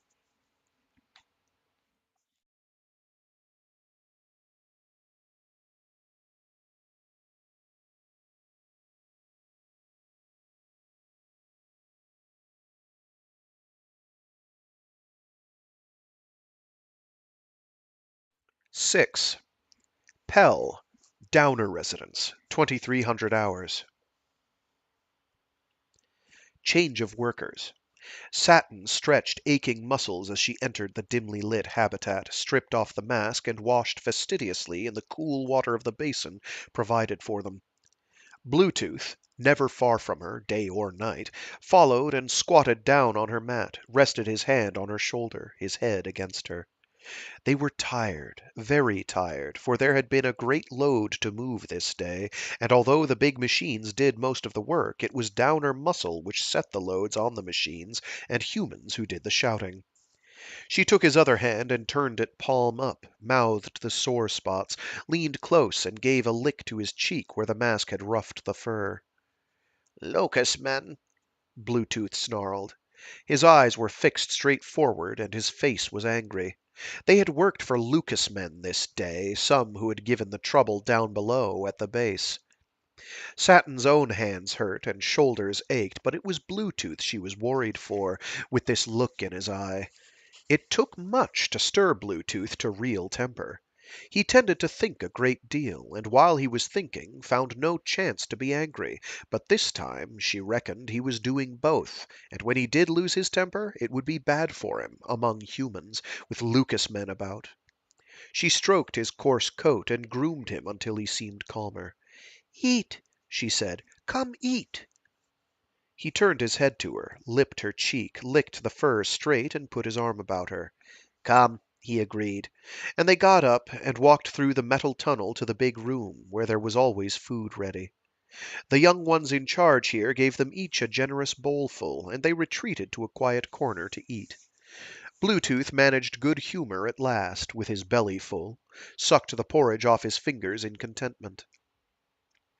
Another male came trailing in, got his bowl, and sat down by them, young big fellow, who grinned companionably at them, consumed one bowl of porridge, and went back after his second. They liked Big Fellow, who was not too long ago from Downbelow himself, from their own riverside, although from another camp and other hills. Others gathered when Big Fellow came back, more and more of them. A bow of war. A bow?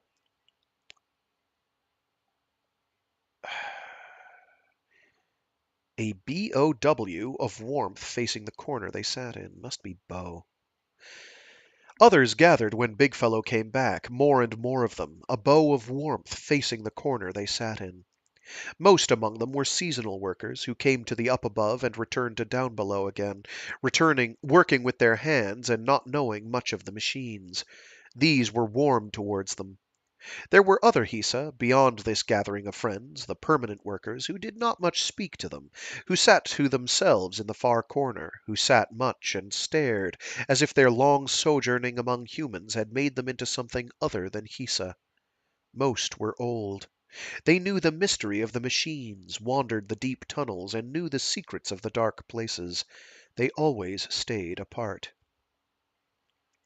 Speak of Bennett, Big Fellow asked, for he, like the others who came and went, whatever the camp which had sent them on down below, had passed through the human camp, had known Bennett Jacent, and there had been great mourning in the up above when the news of Bennett's death had come to them. "I speak," Satin said, for she, newest here, had the telling of this tale, among tales that the Hisa told in this place, and she warmed quickly to the story. Every evening since their coming, the talk had not been of the small doings of the Hisa, whose lives were always the same, but of the doings of the Constantins, and how Emilio and his friend Milico had made the Hisa smile again, and of Bennett, who had died the Hisa's friend. Of all who had come to the up above to tell this tale, there was none to tell it who had seen, and they made her tell it again and again. He went down to the mill, She said, when she came to that sad time in the story, and he tells the Hisa there, no, no, please run. Humans will do. Humans will work so river takes no Hisa. And he works with his own hands, always, always. Bennett man would work with his own hands, never shout. No, loves the Hisa. We gave him a name. I gave, because he gave me my human name and my good spirit. I call him Comes from Bright. there was a murmuring at this, appreciation and not censure, although it was a spirit word for Sun himself. Hisa wrapped their arms about themselves in a shiver, as they did each time she told this. And the Hisa do not leave Bennett man. No, no. They work with him to save the mill. Then old River, she is angry with humans and with Hisa, always angry, but most angry because Lucas mans make bare her banks and take her water. And we warn Bennett man he must not trust old River, and he hears us and come back. But we Hisa, we work, so the mill will not be lost, and Bennett will not be sad. Old River, she come higher and takes the posts away, and we shout, quick, quick, come back, for Hisa who work. I Satin, I work there, I see. She thumped her chest and touched Bluetooth, embellishing her tale. Bluetooth and Satin, we see, we run to help the Hisa, and Bennett and good mans his friends, all run to help them. But old River, she drinks them down, and we come too late in running, all too late. The mill breaks, sst, and Bennett, he reaches for Hisa in arms of old River. She takes him too with mans who help. We shout, we cry, we beg old River to give Bennett back, but she takes him all the same. All Hisa she gives back, but she takes Bennett man and his friends. Our eyes are filled with this. He dies. He dies when he holds out arms for the Hisa. His good heart makes him die, and old River, bad old River, she drinks him down. Humans find him and bury him. I set the spirit sticks above him and gave him gifts. I come here, and my friend Bluetooth comes, because it is a time. I come here on pilgrimage. Where is Bennett's home? There was a murmured approval, a general swaying of the bodies which ringed them. Eyes glistened with tears. And a strange and fearful thing had happened, for some of the strange up above Hisa had moved into the back fringes of the crowds, themselves swaying and watching. He loves, One of them said, startling others. he loves the Hisa. So, she agreed. A knot welled into her throat at this admission from one of the terrible strange ones, that they listened to the burden of her heart. She felt among her pouches her spirit gifts. She brought out the bright cloth and held it in gentle fingers. This is my spirit gift, my name he gives me. Another swaying and a murmur of approval. What is your name, storyteller? She hugged her spirit gift close to her breast and stared at the strange one who had asked, drew in a great breath. Storyteller. Her skin prickled at such an honor from the strange old one. I am Sky Sees Her. Humans call me Satin. She reached a caressing hand to Bluetooth. I am Sun Shining Through Clouds, Bluetooth said, friend of Sky Sees Her. The strange one rocked on his haunches, and by now all the strange Hisa had gathered, to a muttering of awe among the others, who gave way to leave an open space between them and her. We hear you speak of this comes from Bright, this Bennett man. Good, good was this human, and good you gave him gifts. We make your journey welcome and honor your pilgrimage, Sky sees her. Your words make us warm, make warm our eyes. Long time we wait. She rocked forward, respecting the age of the speaker and his great courtesy. There were increasing murmurs from the others. "This is the Old One," Big Fellow whispered at her shoulder. "He does not speak to us." The Old One spat, brushed his coat disdainfully. The storyteller speaks sense. She marks a time with her journey. She walks with her eyes open, not only her hands. "Ah!" the others murmured, taken aback, and Satin sat dismayed. We praise Bennett Jacent, the Old One said. He makes us warm to hear these things. "Bennett man is our human," Big Fellow said staunchly. "Downbelow human. He sent me here." Loved us, another said, And another, all loved him. He defended us from Lucas's, Satin said, and Constantine man is his friend, sends me here for my spring, for pilgrimage. We meet by Bennett's grave. I come for great sun, to see his face, to see thee up above. But, Old One, we see only machines, no great brightness. We work hard, hard. We do not have the blossoms or the hills, my friend and I. No, but we still have hope. Bennett says here is good, here is beautiful. He says great sun is near this place. We wait to see, Old One. We asked for the images of the up above, and no one here has seen them. They say that humans hide them away from us. But we still wait, Old One. There was long silence, while Old One rocked to and fro. Finally he ceased, and held up a bony hand. Sky sees her. The things you seek are here. We visit there. The images stand in the place where human Old Ones meet, and we have seen them. Sun watches over this place. Yes, that is true. Your Bennett man did not deceive you. But there are things here that will make your bones cold, storyteller. We do not speak these secret things. How will Hisa down below understand them? How will they bear them? Their eyes do not see. But this Bennett man made warm your eyes and called you. Ah, long we wait, long, long, and you make warm our hearts to welcome you. St! Up above is not what it seems. The images of the plain we remember. I have seen them. I have slept by them and dreamed dreams. But the images of up above, they are not for our dreaming. You tell us of Bennett Jacent, and we tell you, storyteller, of one of us who you do not see. Lily, humans call her. Her name is Sun smiles on her, and she is the great Old One, many more than my seasons. The images we gave humans have become human images, and near them a human dreams in the secret places of the up above, in a place all bright. Great Sun comes to visit her. Never moves she, no, for the dream is good.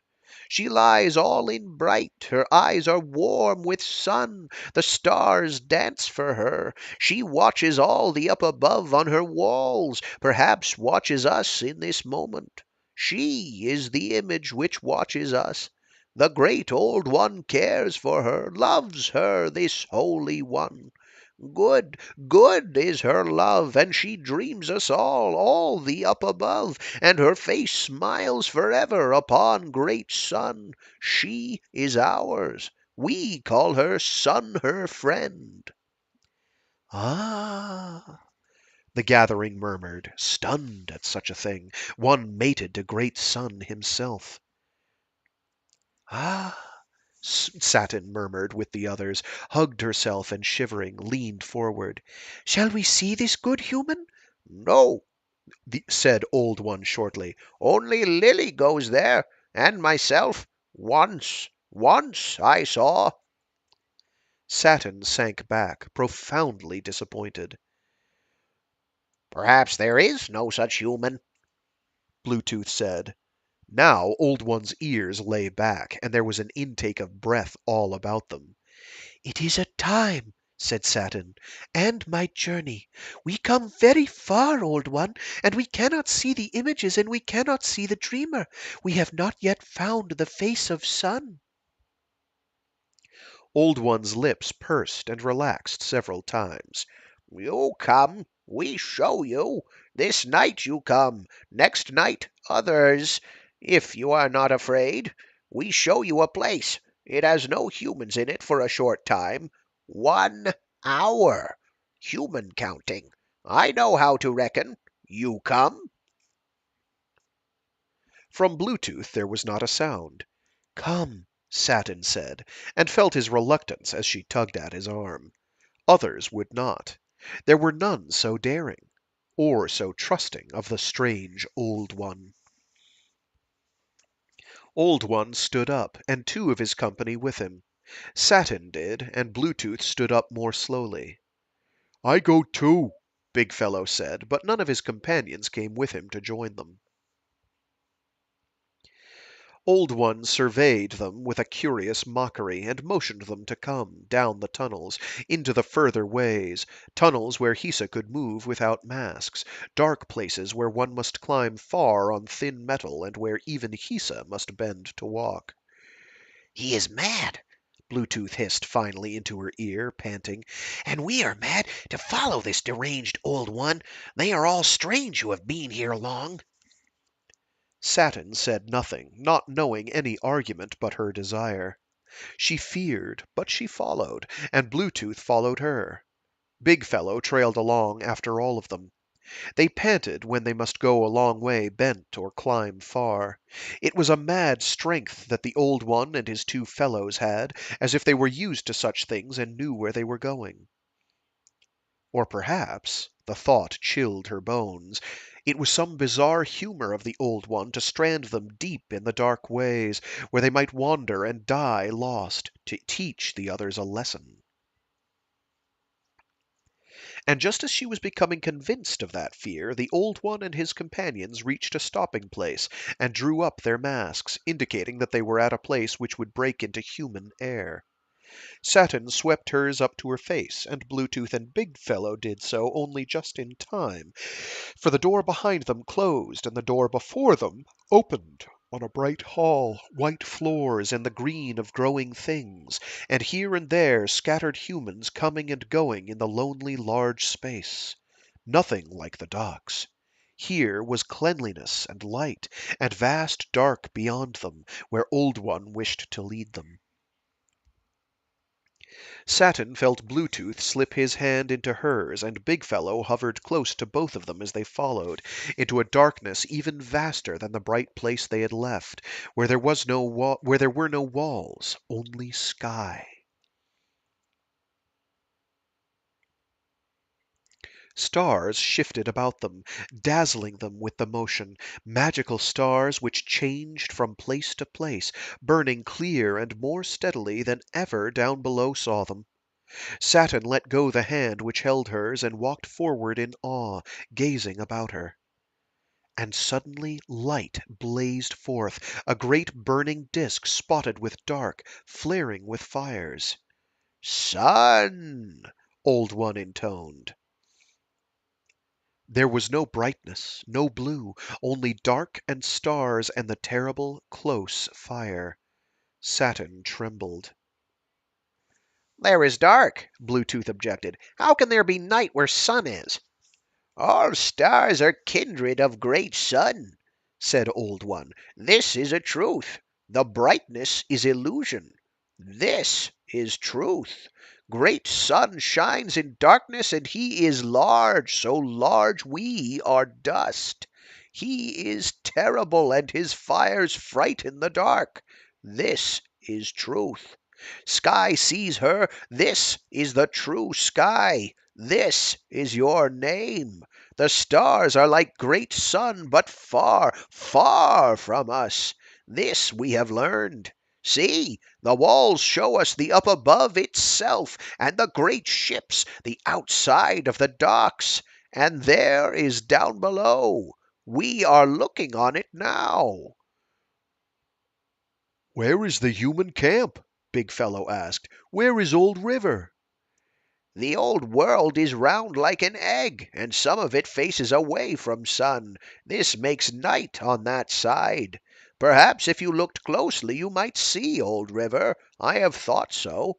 But never the human camp. It is too small on the face of down below. Big Fellow hugged himself and shivered.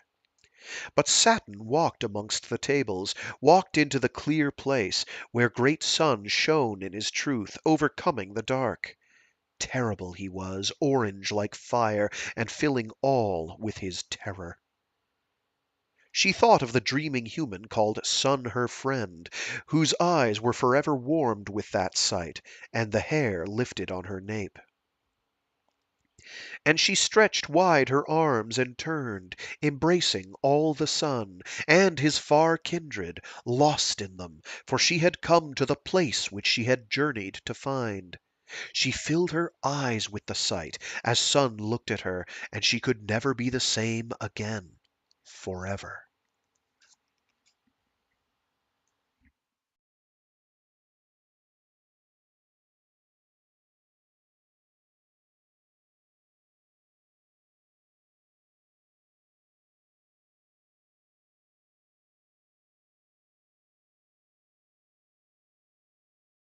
Chapter 4. Aboard Norway. Null Point, Union Space. September 10th, 2352. Omicron Point. Norway was not the first to come flashing into the vicinity of that dark, planet-sized piece of rock and ice, visible only as it occluded the stars. Others had preceded her to this sunless rendezvous. Omicron was a wanderer, a bit of debris between stars, but its location was predictable, and it provided mass enough to home in on out of jump. A place as nowhere as it was possible to be, a chance finding by Sung of Pacific long ago, used by the fleet since then. It was one of those bits that the sublight freighters had dreaded, which jump ships with private business to conduct cherished and kept secret. Sensors were picking up activity, multiple ship presence, transmissions out of this forever night. Computer talked to computer as they came in, and Signe Mallory kept her eyes flickering from one to the other bit of telemetry, fighting the hypnotism that so easily set in from jump and the necessary drugs. She hurled Norway into real space max, heading for those signals and out of the jump range with the sense of something on her tail, trusted her crew's accuracy, and aimed with the ship under way, and the flickering few minutes of heart-in-throat transit near sea, where all they had was approximation. She cut it back quickly, started dumping velocity, no comfortable process, and the slightly speed-mad telemetry and slightly drug-mad human brain fought for precise location. Overestimate that dump and she could take Norway right into that rock or into another ship. Clear, clear, all in now but Europe and Libya, Com reported. No mean feat of navigation to find Omicron so accurately, to come in within middle scan, right in the jump range. After a start from near Russell's, far away. Fail their time. What? They would have been jumping when something else came in, and that was a disaster. Fail their time, and they would have been in the jump range when something else came in, and that was disaster. Good job, she sent to all stations, looking at the reckoning graph flash to her center screen. 2 minutes off mark, but dead on distance. Can't cut it much closer at our starting range. Good signals being received. Stand by. She took her pattern in relation to Omicron, checked through data. Within the half hour there was a signal from Libya, which had just come in. Europe came in a quarter hour after that, from another plane. That was the tale of them, then. They were in one place, at one time, which they had not been since their earliest operations. Unlikely as it was, Unlikely as it was Union would come on them in strength here, they were still nervous. Computer signal came in from Europe. They were given breathing space to rest. Signy leaned back, took the comm plug from her ear, unharnessed and got up finally, while Graf moved to the post she had vacated. They were not at the disadvantage of some. Norway was one of the main day ships, her main command staff on the schedule they were following now. Others, Atlantic, Africa, and Libya, were alter day, so that strike hours were never remotely predictable, so that there were ships with their main crews available on either schedule. But they were all main day now, a synchronization that they had never undergone, and the alter day captains did the suffering, jump and reversed hours combined. Take over. She bade Graf, wandered back through the aisle, touched a shoulder here and there, walked back to her own nook in the corridor, passed it by. She walked on back instead to crew quarters, looked in on them, alter-day crew, most drugged senseless, to get their rest despite jump. A few, having an aversion to that procedure, were awake, sat in the crew main room looking better than they probably felt. All stable, she told them. Everyone all right? They avowed so. They would drug out now, safe and peacefully. She left them to do that, took the lift down to the outer shell and the troop quarters, walked the main corridor behind the suiting area, stopped in one barracks after another, where she interrupted knot after knot of men and women sitting and trading speculations on their prospects, guilty looks and startled ones, troopers springing to their feet in dismay to find themselves under her scrutiny, a frantic groping after bits of clothing, a hiding of this and that which might be disapproved. She did not, but the crew and troops had some quaint reticences. Some here, too, slept and oh, God. Actually, you know what? I'm going to reread that last sentence with all the punctuation mentioned, because it's pretty bonkers. She gives just about every part of the buffalo. Okay.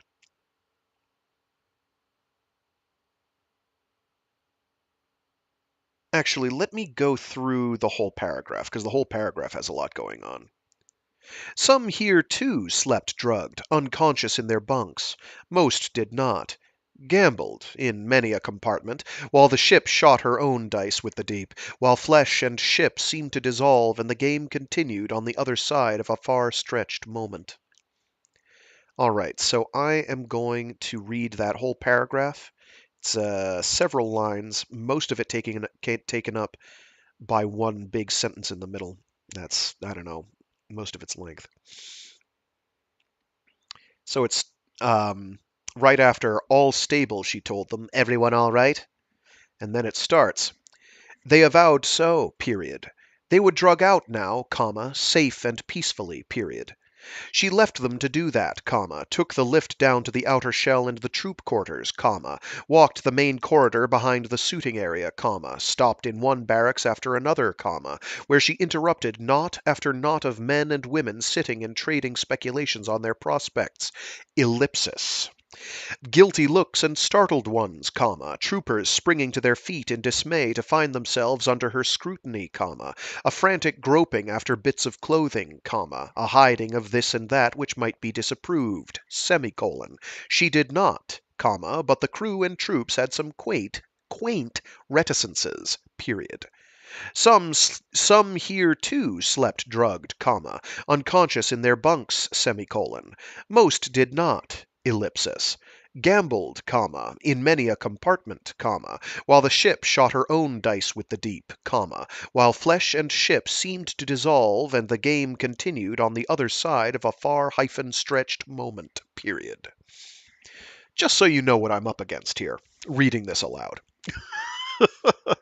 CJ Cherryh makes me work for it. And oh, how I love her for making me work for it in the way she do. So I'm just going to reread that more naturally without the punctuation mentioned, and we can get on with our day. All stable, she told them. Everyone all right? They avowed so. They would drug out now, safe and peacefully. She left them to do that, took the lift down to the outer shell and the troop quarters, walked the main corridor behind the suiting area, stopped in one barracks after another, where she interrupted knot after knot of men and women sitting and trading speculations on their prospects. Guilty looks and startled ones, troopers springing to their feet in dismay to find themselves under her scrutiny, a frantic groping after bits of clothing, a hiding of this and that which might be disapproved. She did not, but the crew and troops had some quaint reticences.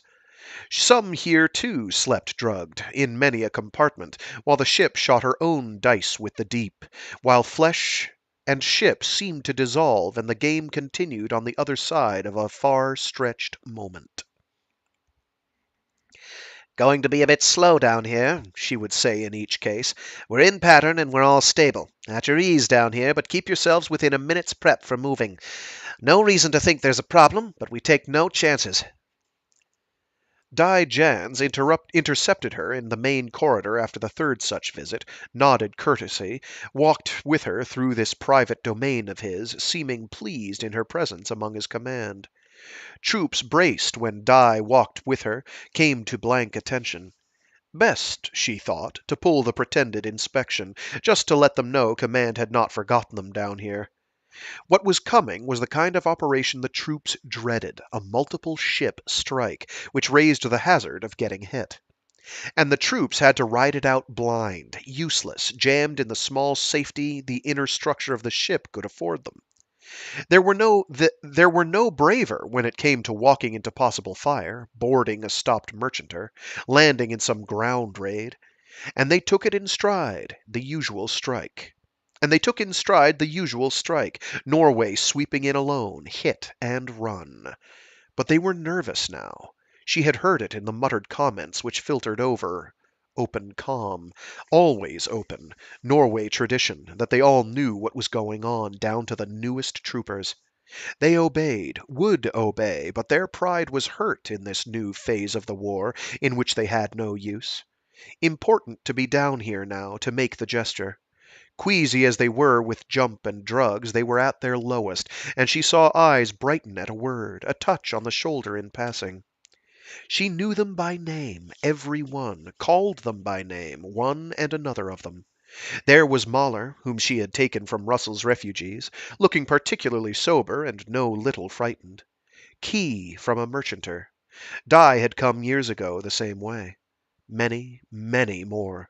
Some of them were rejuved, like her, had known her for years. Knew the score as well, too, she reckoned, as well as any of them knew it. Bitter to them that this critical phase was not theirs, could not be.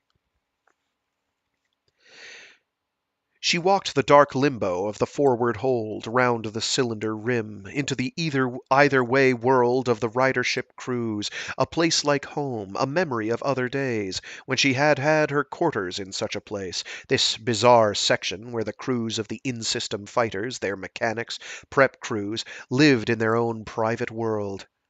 A whole other command existed here, right way up at the moment, under rotation, sealing down the rare times they were docked. 2 of the 8 crews were here, Quevedos and Almarshads, of Odin and Thor. 4 were off duty. 2 were riding null up in the frame. Or inside their ships, because locking crews through the special lift out of the rotation cylinder took 1 rotation of the hull, and they could not spare that time if they jumped into trouble. Riding null through jump, she recalled that experience well enough. Not the pleasantest way to travel, but it was always someone's job. They had no intent to deploy the riders here at Omicron, or 2 more sets of them would have been up there in the can, as they called it, in that exile. All's as it should be, she said to those in demi-prep. Rest, relax, keep off the liquor. We're still on standby and will be while we're here. Don't know when we'll be ordered out or with how much warning. Could have to scramble, but far from likely. My guess is we don't make mission jump without some time for rest. This operation is on our timetable, not Union's. There was no quibble. She took the lift up to main level, walked the shorter distance around to number 1 corridor, her legs still rubbery, but the drugs were losing their numbing effect. She went to her own office/quarters, paced the floor a time, finally lay down on the cot and rested, just to shut her eyes and let the tension ebb, the nervous energy that Jump always threw into her, because usually it meant coming out into combat, snapping decisions rapidly. Kill or die. Not this time. This was the planned one, the thing to which they had been moving for months of small strikes, raids that had taken out vital installations, that had harried and destroyed where possible. Rest a while. Sleep if they could. She could not. She was glad when the summons came.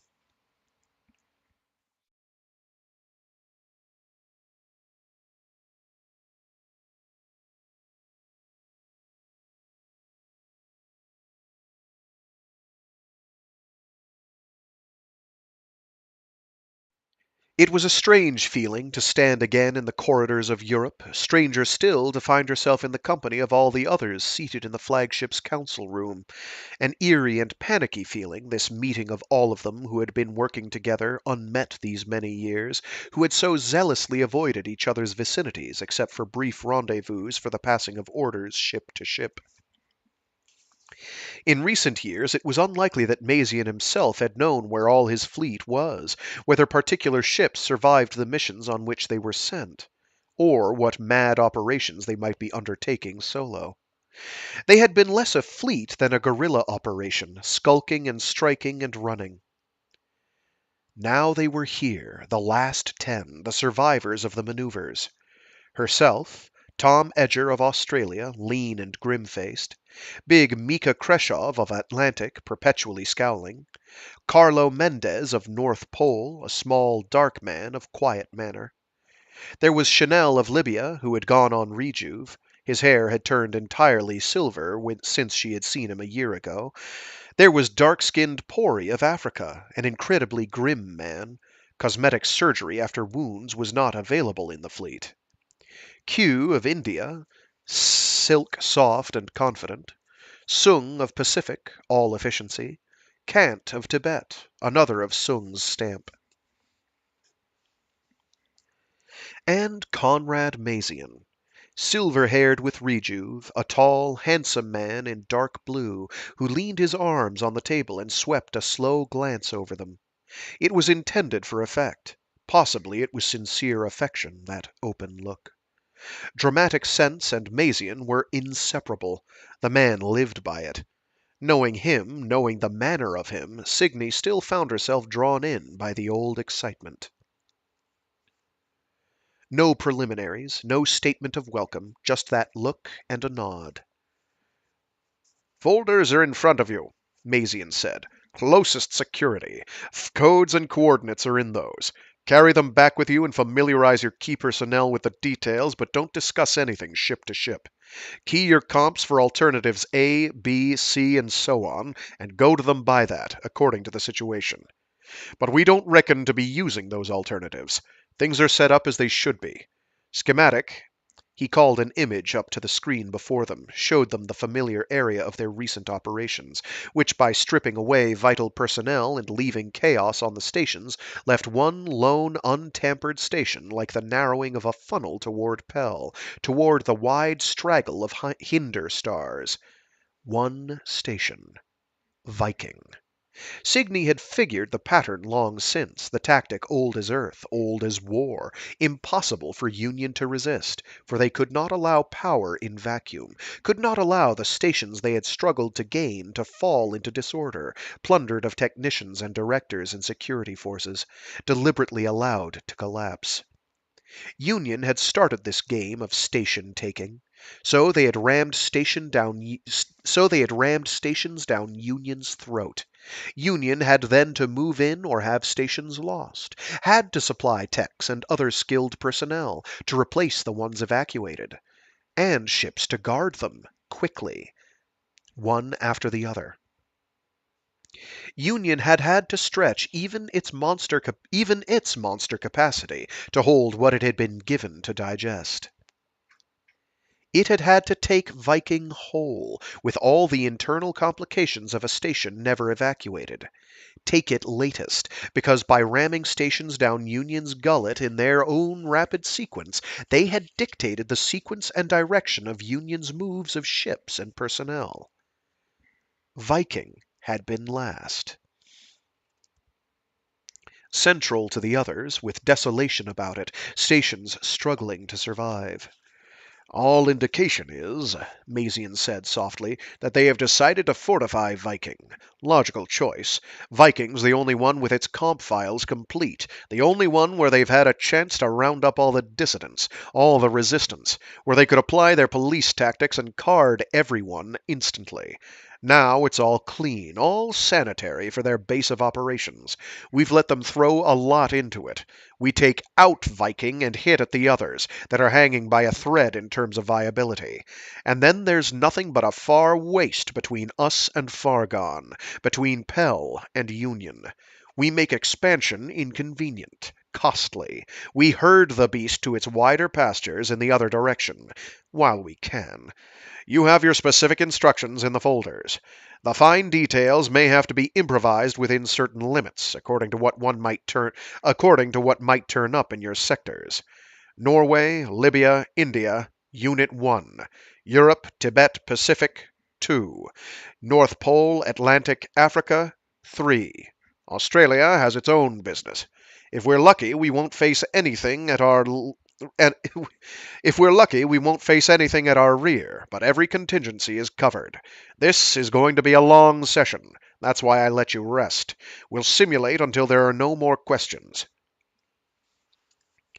Signy drew a slow breath and released it, opened the folder, and in the silence Mazian afforded them to do so, scanned the operation as it was set up, her lips pressed to a thinner and thinner line. No need for drill. They knew what they were about, variations on old themes they had all run separately. But this was navigation that would try all their skill. A mass strike, a precision of arrival, not synced, but separate. Disaster if jump ships came near each other, if an object of mass like the enemy just happened to be in the vicinity. They were going to flash in close enough to Viking to give the opposition no options, skin the hair off disaster. The presence of any enemy ship where it statistically ought not to be, the deployment of ships out from station in unusual configurations, all manner of contingencies. They took into account, too, the positions of worlds and satellites in the system on their arrival date, to screen themselves where possible. To flash out of jump space with nerves still sluggish, to haul dazed minds into action and try to plot instantly the location of friend and enemy, to coordinate an attack so precisely that some of them were going to overjump Viking and some underjump it, come in from all sides at once, from the same start. They had one advantage over Union's sleek, new ships, the fine equipment, the unscarred young crews, tape-trained, deep-taught with all the answers. The fleet had experience, could move their patched ships with a precision Union's fine equipment had not yet matched, with nerve, Union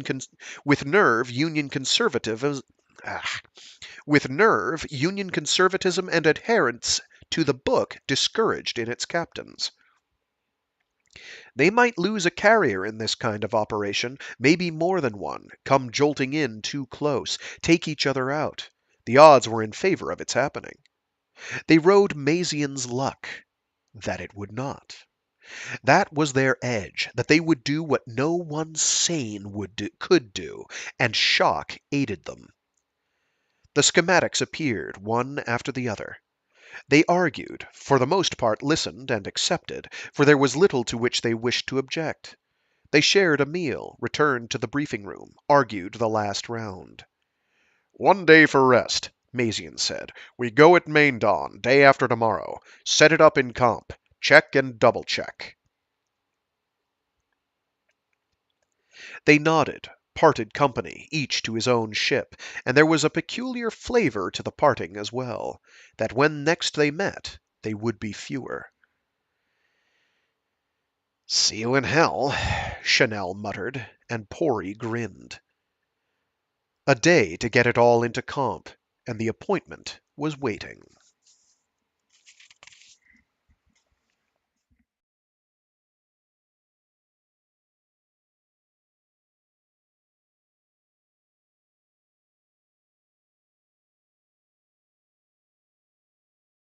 Chapter 5 Cytine Station, Security Area, September 14th, 2352.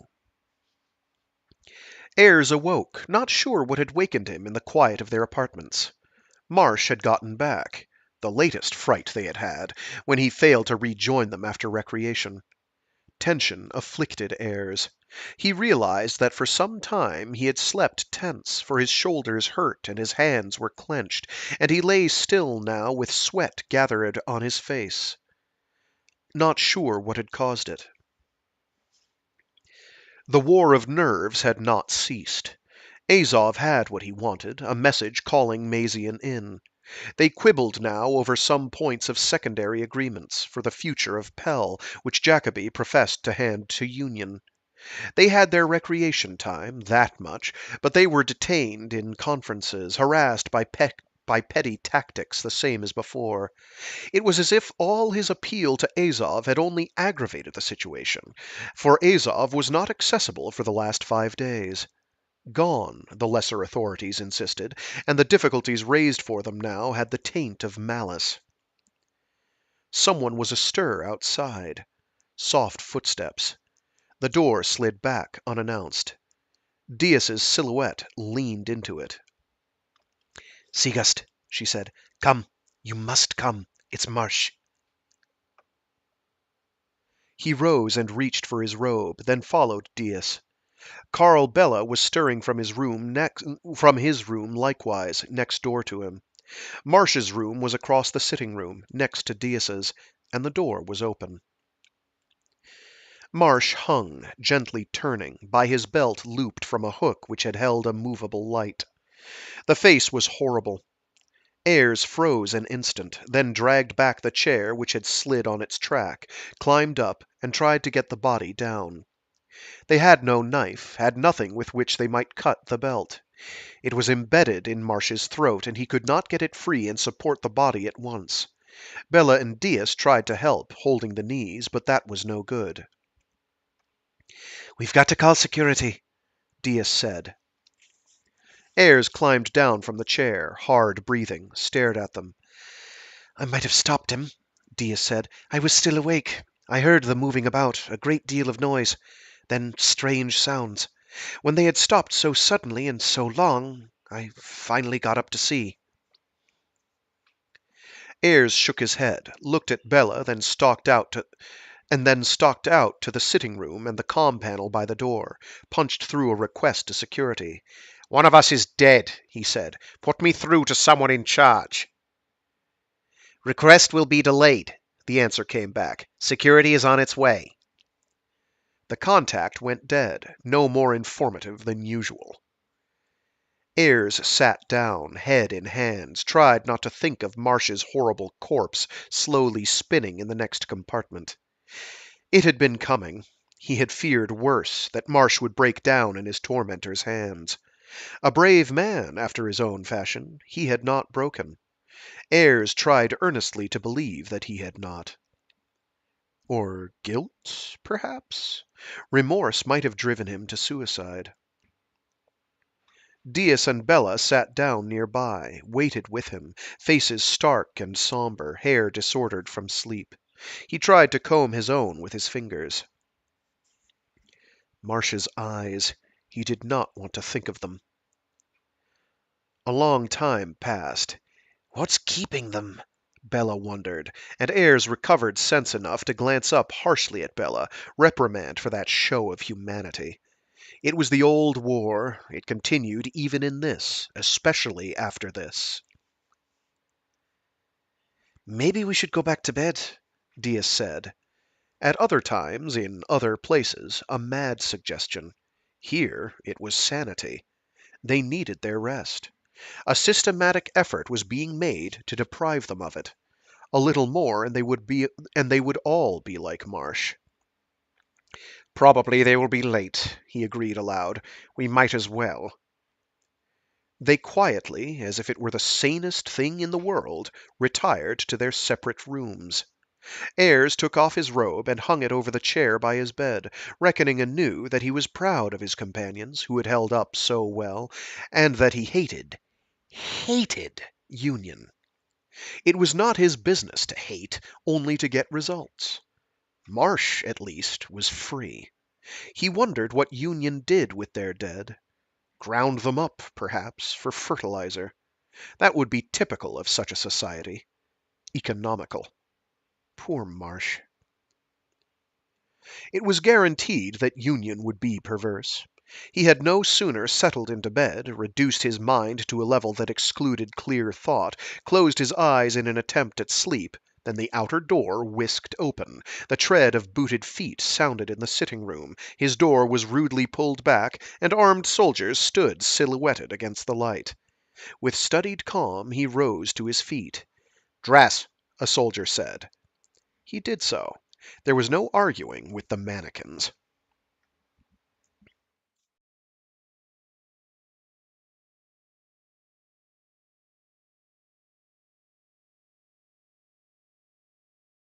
"Heirs," the soldier said, motioning with his rifle. They had been moved out of the apartment to one of the offices, he and Bella and Diaz, made to sit for at least an hour on hard benches, waiting for someone of authority who was promised them. Presumably security needed to examine the apartment in detail. "Heirs," the soldier said a second time, this time harshly, indicating that he should rise and follow. He did so, leaving Diaz and Bella with a touch of apprehension in the parting. They would be bullied, he thought, perhaps even accused of Marsh's murder. He was about to be, perhaps. Another means of breaking their resistance, only, he thought. What? Another means of breaking their resistance, only, he thought. Maybe there's an extra comma there.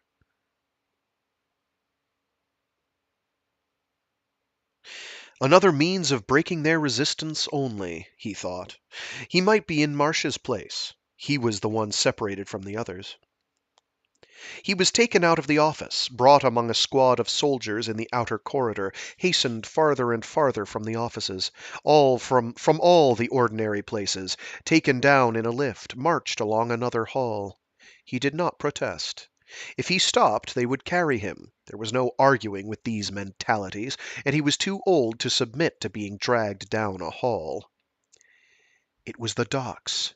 The docks, crowded with military, squad upon squad of armed troops, and ships loading. "No," he said, forgetting all his policy, but a rifle barrel slammed against his shoulders, and moved him on, across the ugly utilitarian decking, up to the ramp and umbilical which linked some ship to the dock. Inside, then, the air was, if anything, colder than it was on the docks. They passed 3 corridors, a lift, numerous doors. The door at the end was open and lighted, and they brought him into the steel and plastic of shipboard furnishings, sloping shapes, chairs of ambiguous design, fixed benches, decks of far more obvious curve than those of the station, everything cramped and angles strange. He staggered, unused to the footing, looked in surprise at the man seated at the table. Dain Jacoby rose from a chair to welcome him. "What's going on?" he asked of Jacoby. "I really don't know," Jacoby told him, and it seemed the truth. "I was roused out last night and brought aboard. I've been waiting in this place half an hour." "Who's in charge here?" Ayres demanded of the mannequins. "Inform him I want to speak with him." They did nothing, only stood, rifles braced, all at the same drill angle. Ayres slowly sat down, as Jacoby did. He was frightened. Perhaps Jacoby himself was. He lapsed into his long habit of silence, finding nothing to say to a traitor at any event. There was no polite conversation possible.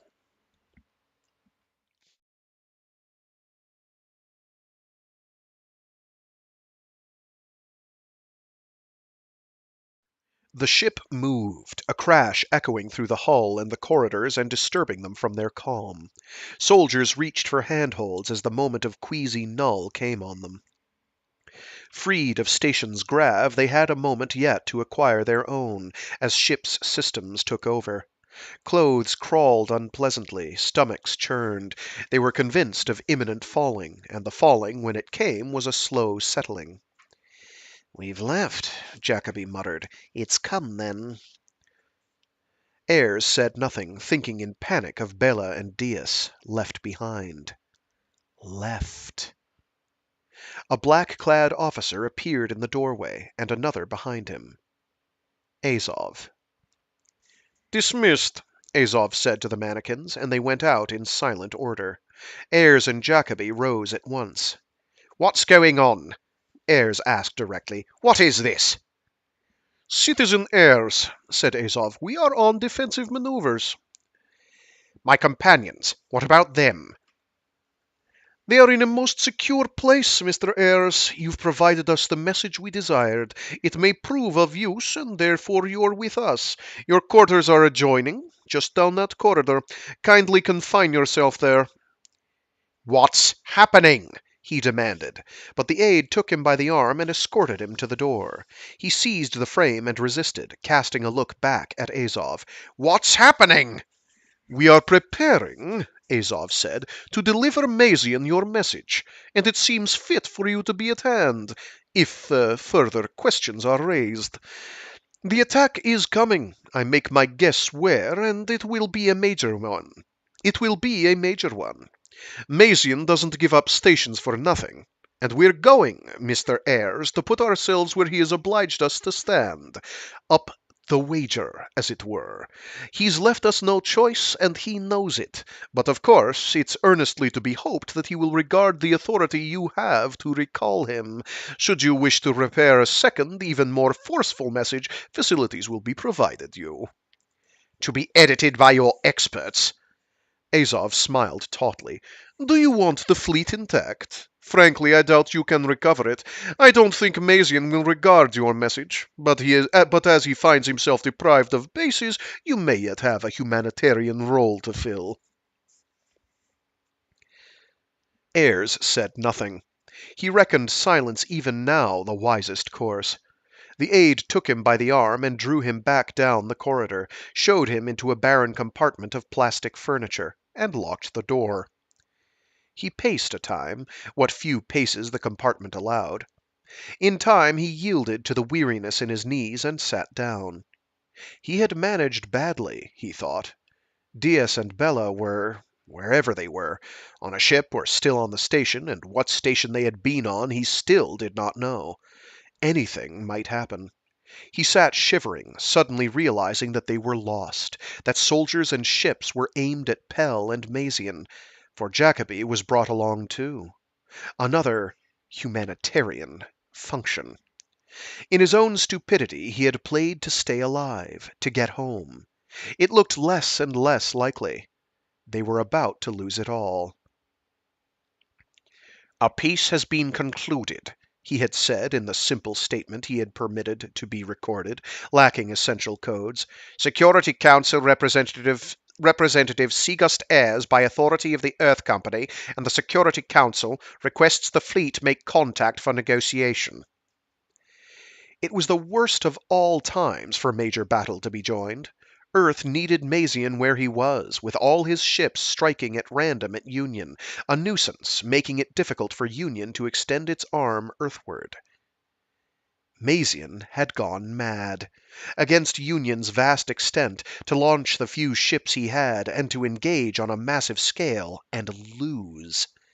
If the fleet was wiped out, then Earth was suddenly out of the time he had come here to win. No Mazian, no Pell, and everything fell apart. And might not a message of the sort he had framed provoke some rash action, or confound maneuvers already in progress, lessening the chance of Mazian's success even further?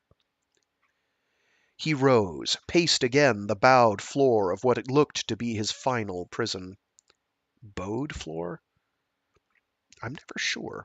I've come to realize that I'm not always sure how it should be pronounced in certain contexts. It makes me feel downright illiterate, actually. Thanks. Bowed? Yeah, it's bowing down, not bowed. Bowed floor. There, I said it. We're committing now. He rose, paced again the bowed floor of what looked to be his final prison. A second message, then. An outrageous demand. If Union was as self-convinced as the mannequins, as humorlessly convinced of their purpose, they might let it pass if it fit their demands. Considering merger of company interest with Union in trade agreements, he composed in his head. Negotiations far advanced. As earnest of good faith in negotiations, cease all military operations. Cease fire and accept truce. Stand by for further instructions. Treachery. To drive Mazian into retreat, into the kind of scattered resistance Earth needed at this stage. It was the only hope. And that is where we will leave it for this week. With things moving along dramatically, which is nice.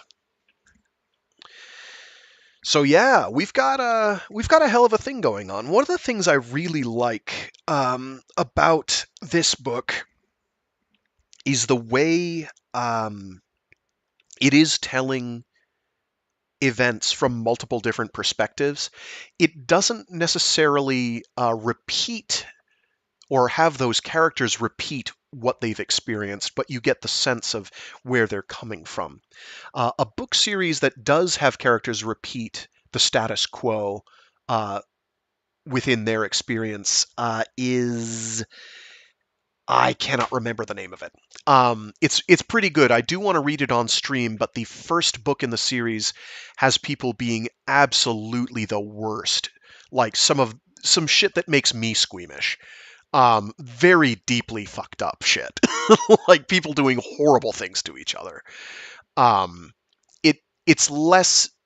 The subsequent books are a lot less nasty in that regard, but like you have to get through the first book to set the stage for everything else. It's oh, I can just barely see it from here, but I can't make out the title. Uh, Basically, it's the ring cycle in space by the author's own admission, and it follows pretty much that track. Um, it's quite good. I do want to get at it. I think it's 5 books long. Um, I do kind of have to reread it at some point, though, just to make sure I have it clear in my head. It's got very memorable characters. Um, they're unforgettable, and almost all of them are bastard-coated bastards with bastard filling. Like everybody is a flavor of monster in that. It's pretty depressing stuff, but it is very operatic. In the very literal sense, it's pretty great. But that one will have these occasional parts, like every now and again, when they're introducing new characters or um, some major events have happened, and it sort of needs to get the audience up to speed on what this new character regards as the status quo. They'll basically repeat like a brief summary of what they understand events to be, which explains why and informs why they're doing what they're about to do. Or are currently doing. And it does it a couple times throughout, and it winds up working pretty well. Like ordinarily I'd be like, this is silly, this is nonsense, why are you repeating yourself? I've been reading the books, you don't need to give me a summary describing what's happened, but it's valuable to tell you this character knows these things, they don't know these other things, which is why they're doing what they're doing. It'll make sense when I get around to it, you'll see. But this book, Downbelow Station, does an excellent job of just kind of progressing this ratcheting up of the conflict, this tightening, this increasing of pressure. It does a very good job of doing that from all sides. Really, C.J. Cherryh does a phenomenal job with ratcheting pressure up. Heavy Time is an excellent example of this. Like so much of that book is you kind of being introduced to all the wild stuff that is the setting, life in the belt. All the while she's just kind of cranking the vice, and it's boiling, and you can feel it's boiling all the way at the beginning. Like things are kind of warm, but then it just keeps getting hotter and denser, and the pressure gets harder, and It's great. She does a very good job of that. This book is a brilliant example of that. Is how far can you make this whole thing go before it all explodes? We're getting there. We're getting there. The ending is not quite what you expect. Um, you expect it to be horrible. Things are going to be interesting. Things get interesting. It is not painless, but it's pretty wild, and it sets the stage for. It's an important keystone for all the books that take place around this point in time in the universe's chronology and afterwards. It's fairly important, which is why we're getting to it. There's a couple stories that take place kind of sort of before this.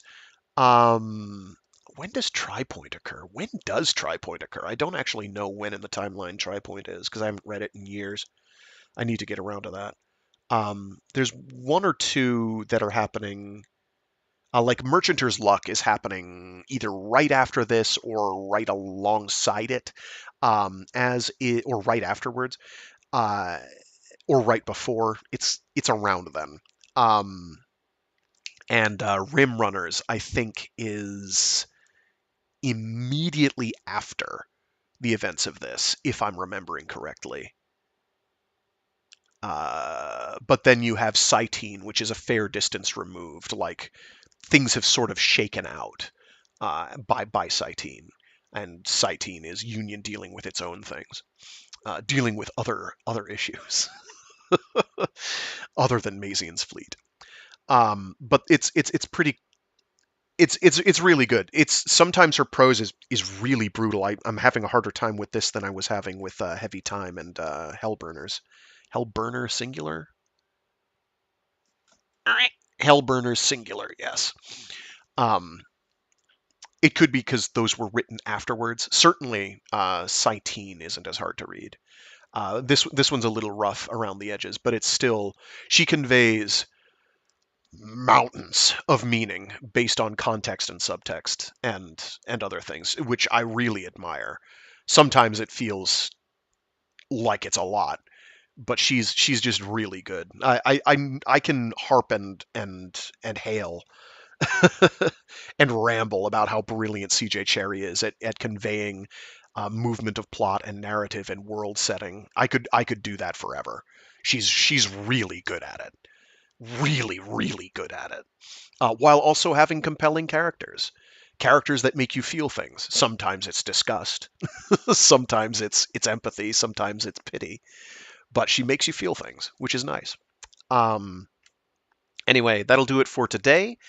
Later this week, on Friday, we'll get to start Death's End by Cixin Liu, the third book of the. Let's go with that for now.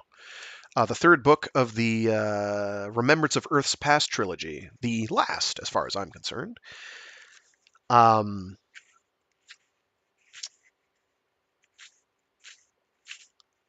and it's going to start off slow. It's going to start off with a "Why are we here?" Actually, is what it's going to do.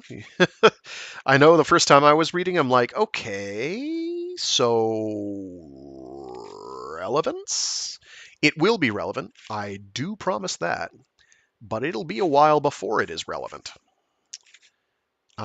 You'll know when it hits. Oh, I just realized you can hear every single one of those page flips as I figure out where I'm going to end the week after next.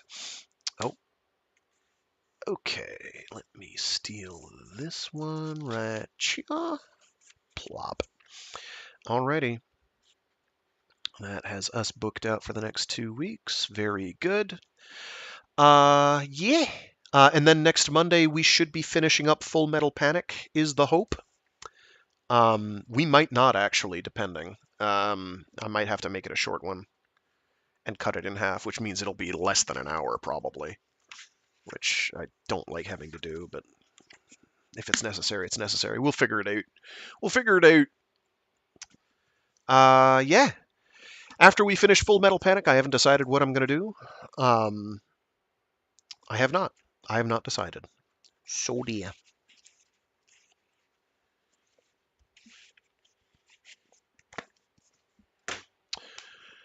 Okay, that'll do it. Stay safe, stay sane, be decent to each other. Um, Try to treat each other with the same basic respect that the Hisa would. Um, they seem decent sorts. Their position in things sort of makes me feel a little weird. It's a little too close to home with regards to exploitation of native populaces, but I think that's kind of the point. Um, we'll get more into exploitation in this book as well as other books. And we're going to learn what exploitation with regard as it pertains in the context of union means when we get to both 40,000 at Gehenna and especially Cytine. Union's pretty interesting. We're going to learn things about Union. Like, the way Union is being portrayed is kind of like they're kind of alien. Like, they're radically different. They're going about society in a radically different way. Like, they're like pumping out clones or something, and like editing brains or something, and some other stuff. They're like growing people to be an armed force and colonization force. Things sound weird. It's simultaneously more human and a lot weirder when we actually get into it. Um, the events of 40,000 at Gehenna are kind of an exception in that they're really out there. I do kind of wish. I'll think about doing Serpent's Reach. I have to reread Serpent's Reach before I can read it aloud, though, because it has been a very long time since I've read that. I didn't even realize I had a copy until a couple of weeks ago. I do. I do have a copy. I had read it from a library way back when. I must have gotten it when I was splurging on a CJ Cherryh kick. Anyway, that'll do it for today. I did the spiel. If you want to tune into these live, you can. If you're content to, I do them every Monday, Wednesday, and Friday, starting at about 12 noon U.S. East Coast time, Eastern Standard Time, or UTC -6, whichever one is more convenient for you to figure that out by for your own time frame. Uh, if you want to just keep listening to them after the fact, as videos, please be my guest. I won't tell you to like or subscribe or any of that. Um, there's no point. You're either going to do it or you're not. And I'm not in this to make money. So there. So there. It's a hobby. It's happy, scrappy, fun times. I wouldn't do it if I didn't want to. Jesus, I really have 957 of these?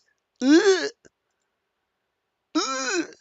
Granted, a lot of those are from the early days when I was part of a stream team trying to stream out other stuff. I was doing video games. I used to do the Warframe Wednesdays stream where I'd stream Warframe and then do